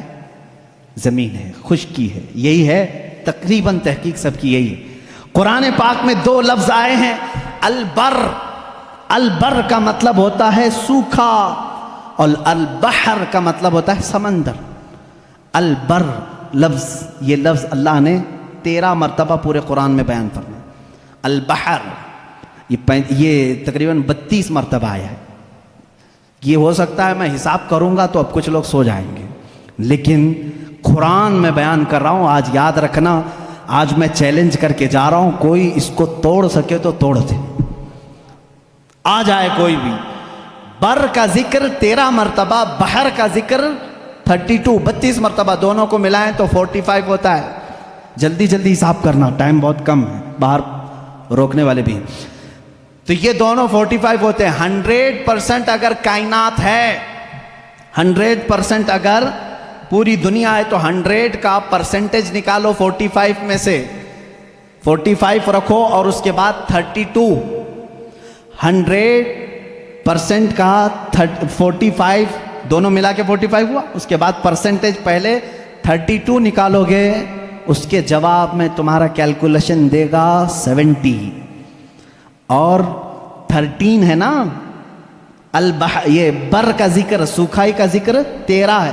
13 کو بھی 100 انٹو 45 انٹو یہ پرسنٹیج نکالو گے، 13 ڈالو، وہاں پر آپ جب دیکھو گے تو 29.9 آتا ہے۔ یعنی قرآن اپنے الفاظ میں بھی بیان کر رہا ہے کہ بر خشکی کا ذکر اللہ نے 30% مرتبہ فرمایا، بحر کا ذکر اللہ نے 70% مرتبہ فرمایا۔ یہ قرآن یوں ہی نہیں آیا ہے، اچانک نہیں آئی چیز، اس کی ایک ایک لفظ میتھ سے ایسی میچ ہے۔ اب کچھ الفاظ ایسے ہیں اللہ تعالیٰ نے اس کو ایسا جوڑ کر کے رکھا، دنیا آخرت۔ اپوزٹ میں اگر آپ کو پوچھوں گا تو آپ بتا دیں گے دنیا کا اپوزٹ کیا ہے؟ آخرت ہے نا۔ فرشتہ ہے، اس کا اپوزٹ کیا ہے؟ شیطان۔ فرشتہ سب سے نیک، شیطان سب سے برا۔ اور موت، اس کا اپوزٹ کیا ہے؟ سب کو سمجھ میں آ رہا ہے، موت کا اپوزٹ حیات ہے۔ نفع، فائدہ، اس کا اپوزٹ بہت اچھے۔ کفر، اس کا اپوزٹ ایمان۔ اب یہ چیزیں آپ کے ذہن میں رہے ہیں، 2 ورڈ میں نے اپوزٹ آپ کو بتایا۔ دنیا ایک لفظ ہے، اس کو پورے قرآن میں اگر گنو گے آپ 115 مرتبہ اس کا ذکر آیا ہے دنیا کا۔ کتنی مرتبہ؟ 100۔ پورا قرآن اٹھا کر کے سورہ فاتحہ سے والناس تک اس کا اپوزٹ ورڈ ڈھونڈو گے آخرت، یہ بھی 115 مرتبہ ہی ذکر ہوا ہے۔ اور اس کے بعد آگے جاؤ گے شیطان، शैतान को कुल 88 मरतबा जिक्र किया गया है, शैतान का लफ्ज। और इसका अपोजिट अगर मलाइका पूरे कुरान में ढूंढोगे तो सिर्फ 88 मरतबा ही मिलेगा। नफा को अगर तुम पूरे कुरान में ढूंढोगे तो तकरीबन 50 मरतबा अल्लाह ने जिक्र किया। इसके बदले में जो फसाद है, शर है, इसका भी आप देखोगे तो 50 ही मरतबा जिक्र है। कुरान यूं ही नहीं है, मैथ्स का एक ऐसा रब्त है कि तोड़ नहीं सकोगे। मौत का जिक्र अल्लाह ताला ने 145 मरतबा किया, फिर पूरे 30 पारे खोल के देखो, हयात का लफ्ज भी 145 ही बार है। मामूली नहीं है। इस तरह से कुफ्र का लफ्ज, उसका अपोजिट क्या है? ईमान। कुफ्र का लफ्ज आप पूरे कुरान में देखोगे 25 मरतबा आया, और ईमान जगह जगह से ढूंढ के देखोगे तो ईमान भी 25 ही बार आया है। इतना ही नहीं, आपको अरबी के 2 लफ्ज में आपको बताऊं, एक शहर है, एक यौम है। शहर है, यौम है। तर्जुमा याद रखना, शहर किसको कहते हैं? महीने को। किसको? शहर किसको कहते हैं? महीने। यौम किसे कहते हैं? दिन को। तकरीबन याद रहना चाहिए, शहर महीने को और यौम दिन को। अब आओ कुरान में देखो ये कितनी बार यूज हुए हैं। लफ्ज शहर पूरे कुरान में 12 ही बार यूज हुआ। कितने बार?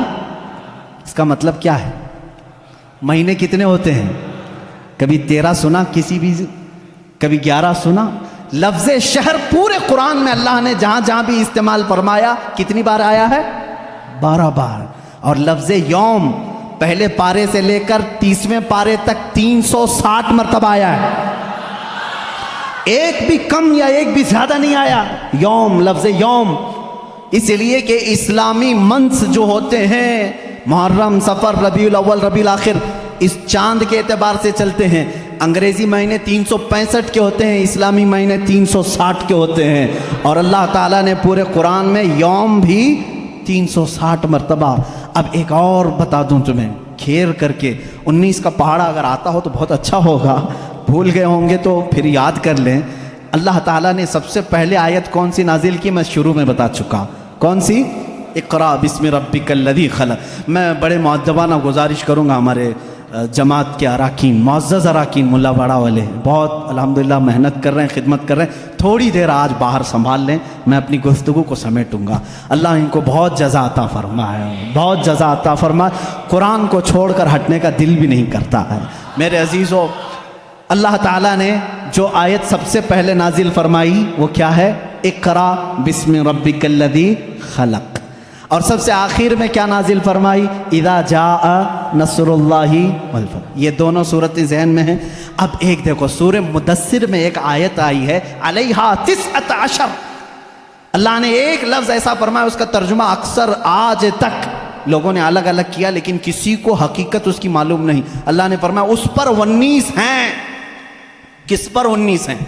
सूरह मुदस्सिर में आप जाएंगे 29वें पारे में, अल्लाह ने फरमाया उस पर 19 हैं। कुछ लोगों ने तफसीर में कहा 19 फरिश्ते हैं जो जहन्नम को संभालें, कुछ ने कहा 19 फरिश्ते हैं जो अर्श को उठाएं, कुछ ने कहा 19 फरिश्ते हैं जो आसमान से उतरते हैं। अलग अलग तफसीर है। 19 क्या है ये मालूम नहीं। तो एक मुहक्किक ने 19 का वर्ड कुरान में ढूंढना शुरू किया, क्या क्या ढूंढ करके निकाला। अल्लाह अल्लाह, उनको भी अल्लाह जज़ा अता करे। 19 का लफ्ज़ यूं ही नहीं आया कुरान में। अल्लाह ताला ने इसको फरमाया ये मुहाफ़िज़त, हिफाजत करने वाली चीज़ के लिए 19 का लफ्ज़ आया है कि 19 हिफाजत करने वाले हैं। क्या है मालूम नहीं। अब मैं आपको बताऊं, पूरे कुरान की सूरतों के शुरू में बिस्मिल्लाहिर्रहमानिर्रहीम है बिस्मिल्लाहिर्रहमानिर्रहीम। और इसको कहा गया है ये हर सूरे की चाबी है और चाबी से ही हिफाजत होती है।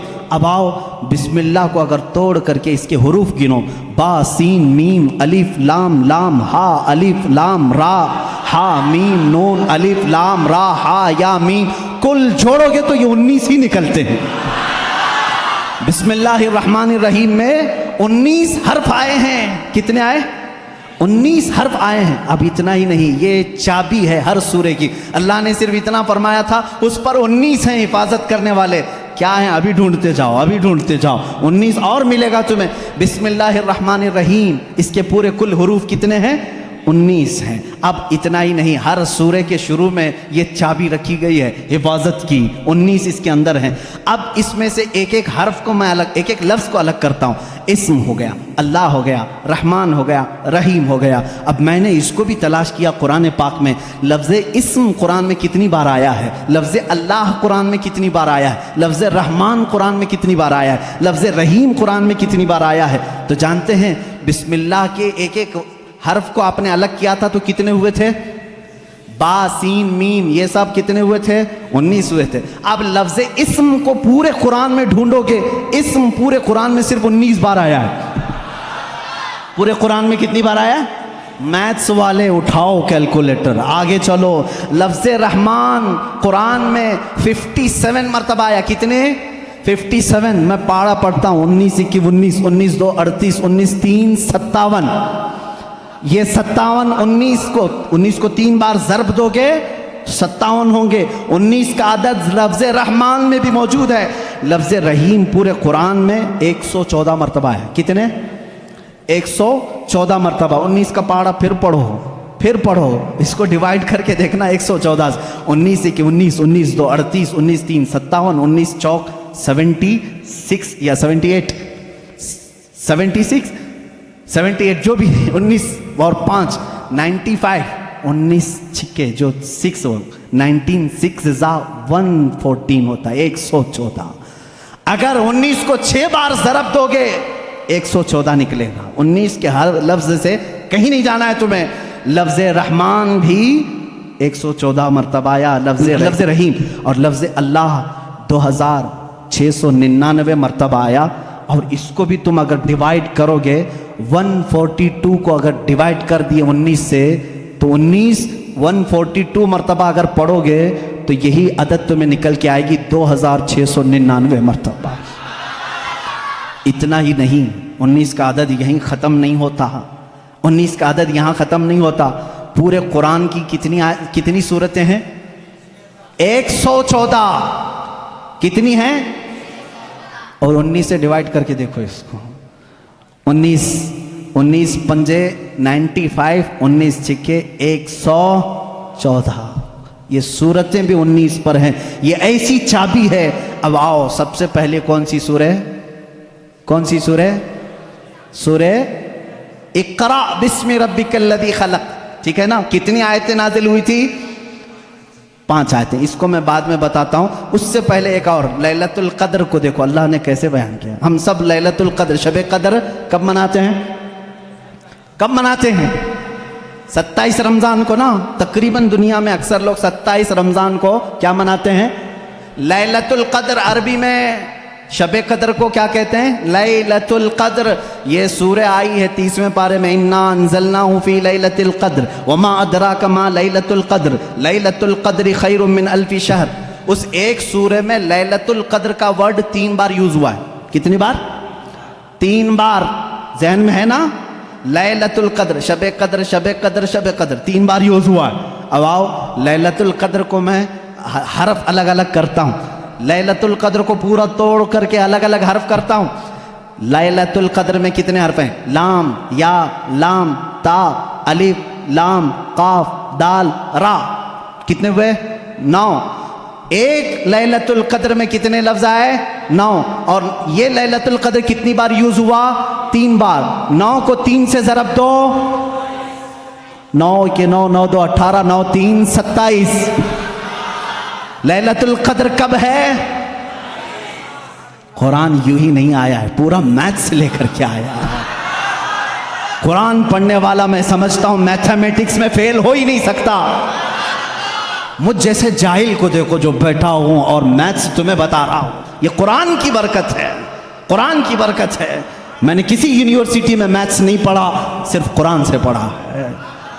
اب آؤ میں تمہیں بتاتا ہوں قرآن شروع جہاں نازل ہوا اقرا بسم ربک الذی خلق، اور جہاں ختم ہوا اذا جاء نصر اللہ، اور اللہ نے یہ 19 کی چابی دونوں میں لگا رکھی ہے۔ کیسے؟ آؤ اقرا بسم ربک الذی خلق کو میں پڑھتا ہوں ما لم یعلم تک۔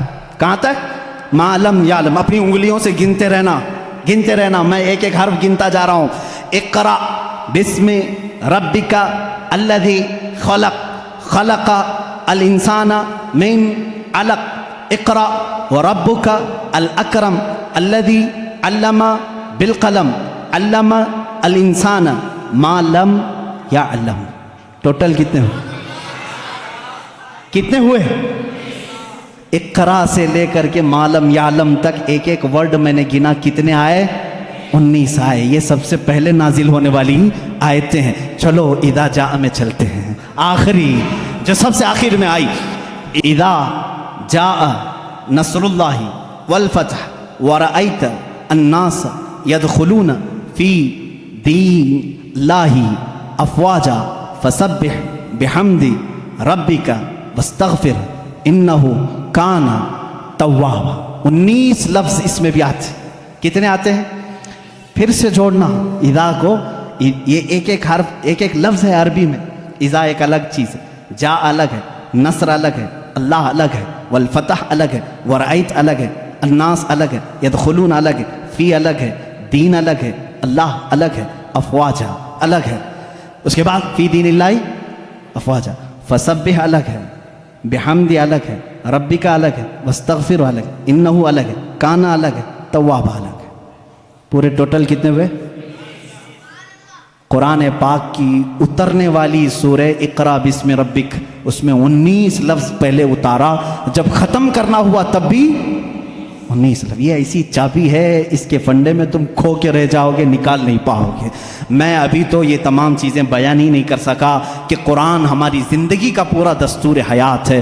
جب تمہارے گھر میں بچے کی ولادت ہو تو قرآن کہتا ہے نام رکھو. نام رکھنے کی ترتیب تمہیں کسی بھی اور لا کی ضرورت نہیں. میں سارے لا تمہیں بتا کر کے جاتا ہوں. آج قرآن جینے کا سلیقہ کیسے دیکھتا ہے.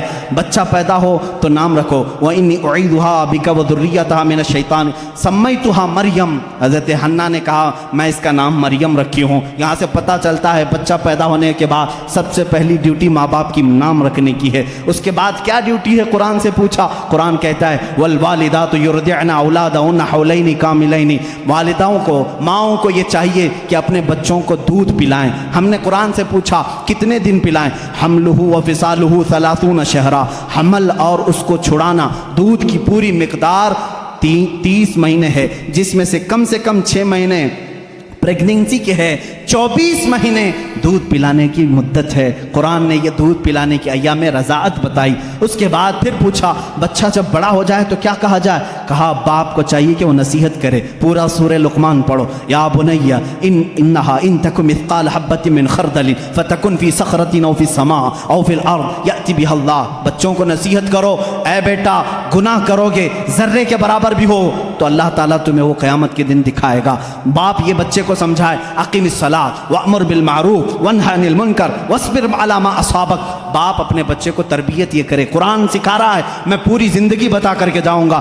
اے بیٹا نماز پڑھ، برائیوں سے رک، اچھائیوں کی بات کر، اور جو بھی مصیبت آئے اس پر صبر کر.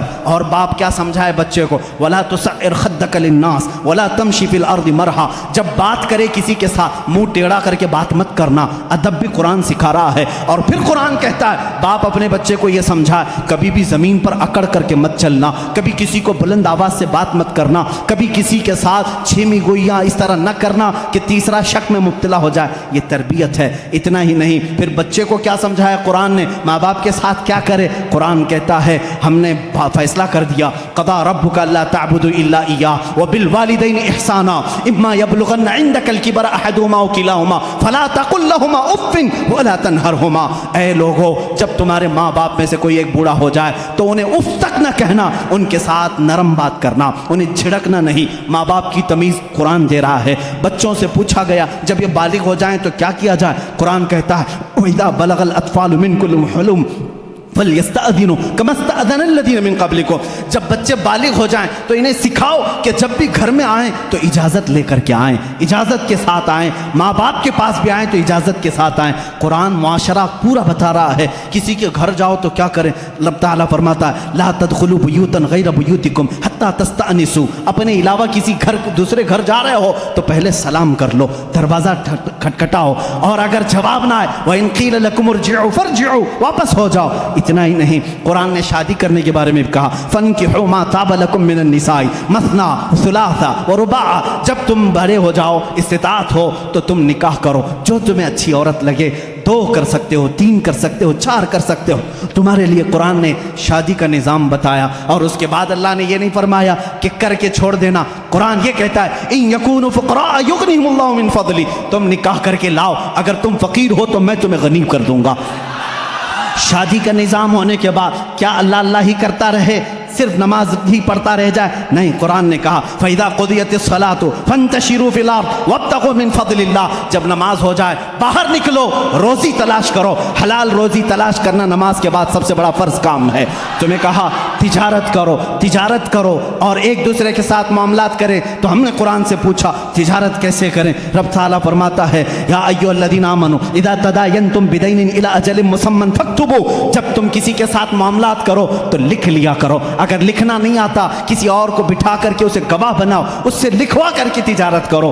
اتنا ہی نہیں، قرض کے معاملات آئیں اس کے لیے قرآن کہہ رہا ہے، تجارت کے معاملات میں قرآن نے کتنا نفع لے سکتے ہو، کتنا لے نہیں سکتے، یہ سب چیزیں بتا رہا ہے۔ اب آؤ وہ معاملات جو تمہارے زندگی میں آتے ہیں، برائیاں جیسے، قرآن تمہاری آنکھوں پر پابندی لگا کر کہہ رہا ہے قل للمؤمنین یغضوا من ابصارہم ویحفظوا فروجہم، اے محبوب آپ مومنوں سے کہہ دیں اپنی آنکھیں نیچی رکھیں، اپنی شرمگاہ کی حفاظت کریں۔ عورتوں کو رب تعالیٰ فرما رہا ہے اے عورتیں اپنی نگاہیں نیچی رکھیں، اپنے بدن کو کسی کے سامنے ظاہر نہ کریں، ہاں اگر تم بے پردہ ہو سکتی ہو الا لبعولتہن او آبائہن او اخوانہن او بنی اخواتہن او نسائہن، صرف تم اپنے شوہروں کے پاس، اپنے باپ کے پاس، اپنے بھائیوں کے پاس، اپنے بھتیجوں کے پاس، اپنے بھانجوں کے پاس، ان کے پاس تم بے پردہ آ سکتی ہو۔ عورتوں کو یہ معاشرتی سلوک بتا رہا ہے۔ ہم نے پوچھا قرآن سے شوہر اور بیوی کا آپس کا تعلق کیا ہونا چاہیے، کیسا ہونا چاہیے؟ قرآن کہتا ہے ہن لباس لکم وانتم لباس لہن، وہ تمہارا لباس ہیں اور تم ان کے لباس ہو۔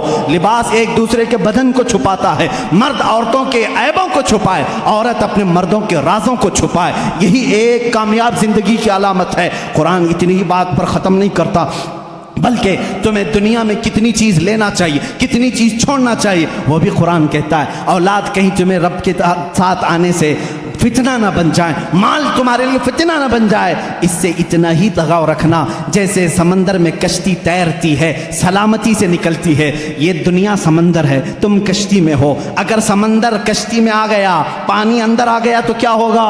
ڈوب جائے گی۔ اسی طرح تم دنیا میں کھا پی کر کے چلو، اگر دنیا تمہارے اندر آ گئی ڈوب جاؤ گے۔ رب تعالیٰ نے یہ بھی تمہیں نظام بتایا، کتنا دنیا چھوڑ سکتے ہو، کتنا رہ سکتے ہو، یہ بھی نظام قرآن تمہیں بتاتا ہے۔ شادی کے بعد، اس کے بعد بڑھاپے کے معاملات کو بھی قرآن کہتا ہے وَمَن نُعَمِّرْهُ نُنَكِّسْهُ أَفَلَا تَعْقِلُونَ، جب کوئی بوڑھا ہو جاتا ہے ہم اس کو پرانی یادیں لے آتے ہیں، اس کا بچپنا لوٹا دیتے ہیں۔ بوڑھا بار بار بھول جاتا ہے، بوڑھے کو پکڑ کر کے پیشاب لے جانا پڑتا ہے، بوڑھے کو کھلانا پڑتا ہے جیسے بچوں کو کھلانا پڑتا ہے، بوڑھے کو اٹھانا پڑتا ہے جیسے بچوں کو، پوری چیز ریٹرن کر دی جاتی ہے بڑھاپے میں۔ یہ قرآن بچپن سے لے کر کے، پیدا ہونے سے لے کر کے موت تک کے حالات بتا رہا ہے۔ اتنا ہی نہیں بلکہ تمہاری وفات آ جائے اس کا تذکرہ بھی قرآن کہتا ہے۔ موت کیسے آتی ہے؟ ایسے کہ اگر تم دیکھو فرشتوں کو تو وہ پیشانیوں پر مارتے ہیں، پیٹھ پر مارتے ہیں، روح کو نکالتے ہیں، لیکن اچھے لوگوں کے ساتھ نہیں، کفار کے ساتھ۔ اور جب اچھے لوگوں کی موت آتی ہے میرا مولا فرماتا ہے، میں پکار کر کہتا ہوں یا ایتھا النفس المطمئنہ ارجعی الی ربک راضیۃ مرضیہ فادخلی فی عبادی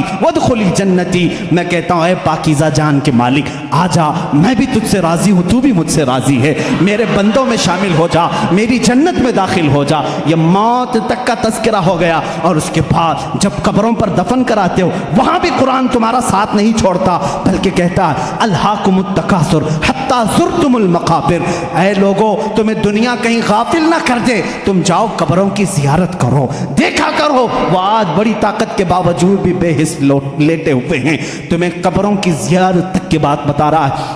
اتنا ہی نہیں، موت کے بعد ہونے والے حالات کو قرآن نے بتایا ہے۔ میں کتنی چیزیں ذکر کروں، یہ رات ناکافی ہے۔ جو کچھ بیاں ہوا وہ آغاز باب تھا، یہ قصہ لطیف ابھی ناتمام ہے۔ اے میرے عزیزو، قرآن کو اگر میں سورہ فاتحہ سے لے کر سورہ والناس ہر آیت کو، ہر سورہ کو چھیڑ دوں تفسیر کے حوالے سے، صدیاں گزر جائیں گی، ہماری عمر ختم ہو جائے گی، کیونکہ قرآن کہتا ہے، اللہ تعالیٰ نے فرمایا وَلَوْ أَنَّ فِي الْأَرْضِ أَقْلَامٌ وَلَوْ أَنَّ فِي الْأَرْضِ وَلَوْ أَنَّ مَا فِي الْأَرْضِ، اللہ تعالیٰ فرماتے ہیں جو کچھ بھی سمندر ہیں وہ سیاہی بن جائیں، اور جتنے درخت ہیں وہ قلم بن جائیں، اور اس قرآن کی تعریف لکھنا چاہیں، یہ درخت ٹوٹ جائیں گے، سمندر سوکھ جائے گا، قرآن کی تعریف بیان نہیں ہو سکے گی۔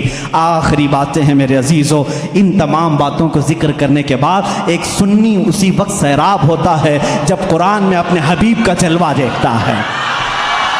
اے لوگو، تم پوچھتے کیوں نہیں؟ مولانا آپ نے قرآن کو کہاں سے کہاں تک بتا دیا، ساری چیزیں بتائیں۔ قرآن میں آسٹرونومی ہے، آسٹرولوجی ہے، امبریالوجی ہے، فزکس ہے، میتھس بتایا، سائنس بتایا، جغرافی بتایا، جیو فزکس بتایا۔ کبھی یہ کیوں نہیں پوچھتے میرا محمد قرآن میں کہاں ہے، میرا آقا قرآن میں کہا ہے؟ میں تمہیں بتاتا ہوں، ہے قرآن میں ہے، آغاز سے اخیر تک قرآن ہے نعت مصطفیٰ، آغاز سے اخیر تک قرآن ہے نعت مصطفیٰ۔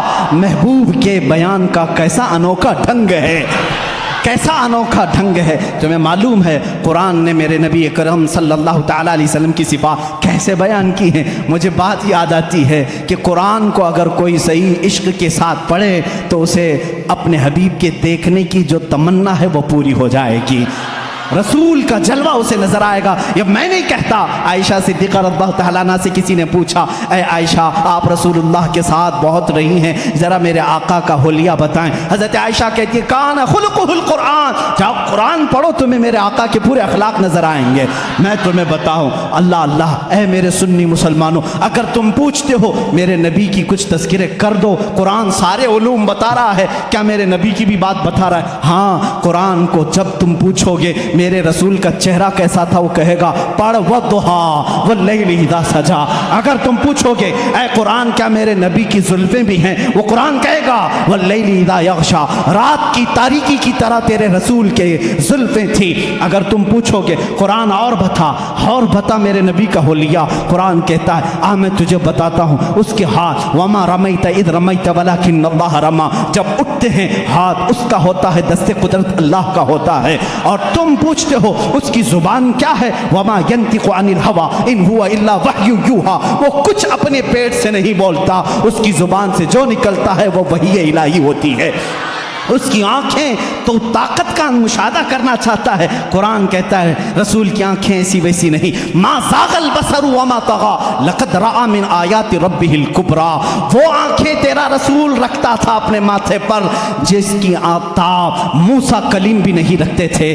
طور پر جا کر کے وہ جلوہ خدا کی ایک جھلک دیکھنے کی تاب نہ لا سکے، غش کھا کر کے گر گئے، ایک جلوے کی جھلک سوئی کے ناکے کے برابر کی نہ دیکھ سکے، اور تیرا رسول پوری ذات خدا کو دیکھنے کی تاب آنکھوں میں رکھتا ہے۔ قرآن کہتا ہے وَمَا رَمَيْتَ إِذْ رَمَيْتَ، اور پھر ہم نے پوچھا کیا قرآن تو بتا میرے نبی کے قدموں کا بھی ذکر ہے؟ کہتا ہے قرآن ہاں، لا اقسم بهذا البلد وانت حل بهذا البلد، وہ تیرے حبیب کے قدم ہیں کہ قرآن میں تیرا مولا کہتا ہے اس شہر کی قسم جس شہر کے زمین پر میرا محبوب قدم رکھتا ہے۔ وہ قدموں کا بھی تذکرہ قرآن میں نہیں چھوڑا گیا۔ ہم نے قرآن سے پوچھا اچھا بتا اس رسول کی شان کیا ہے؟ مولا قرآن میں کہتا ہے، قرآن جواب دیتا ہے اے بندے تیرے بس کی بات نہیں، اس محبوب کی شان یہ ہے انا آتیناک الکوثر فصلی لربک وانحر، بلکہ قرآن دوسری جگہ کہتا ہے ورفعنا لک ذکرک، تیرے رسول کے ذکر کو ہم نے بہت بلند کیا ہے۔ تو جو چاہے میرے عزیزو، کسی کے چاہنے سے تو گھٹائے سے کسی کے نہ گھٹا ہے نہ گھٹے گا یا رسول اللہ، جب بڑھائے تجھے میرا اللہ تعالیٰ تیرا۔ عزیزان گرامی، قرآن نے ایک ایک نقش پاک میرے آقا کے بیان کیے ہیں، اسی لیے شاعر نے کیا سچ کہا ہے، آغاز سے اخیر تک قرآن ہے نعت مصطفیٰ، محبوب کے بیان کا کیسا انوکھا ڈھنگ ہے۔ اب جب ہم نے اعلیٰ حضرت سے پوچھا، امام اہل سنت سے پوچھا، امام اہل سنت سے پوچھا آپ بھی تو بتائیں اس قرآن نے میرے نبی کے متعلق کیا کہا ہے؟ انہوں نے کہا اللہ کی سرتاب قدم شان ہے یہ، قرآن کہہ رہا ہے خدا کو نہیں دیکھا، یہ مظہر خدا کو دیکھ لے، انسان ہی انسان، وہ انسان ہے یہ، قرآن کہتا ہے ایسا انسان آیا ہی نہیں۔ پھر اعلیٰ حضرت فرماتے ہیں ایمان یہ کہتا ہے، قرآن یہ کہتا ہے اللہ کی سرتاب قدم شان ہے، انسان ہی انسان، وہ انسان ہے یہ، قرآن انہیں ایمان بتاتا ہے۔ قرآن کیا کہتا ہے؟ ان کی محبت ہی عین ایمان ہے۔ اور جب ہم نے ایمان سے پوچھا تو بتا رسول کا درجہ کیا ہے؟ ایمان یہ کہتا ہے میری جان ہے یہ۔ وآخر دعوانا الحمدللہ رب العالمین۔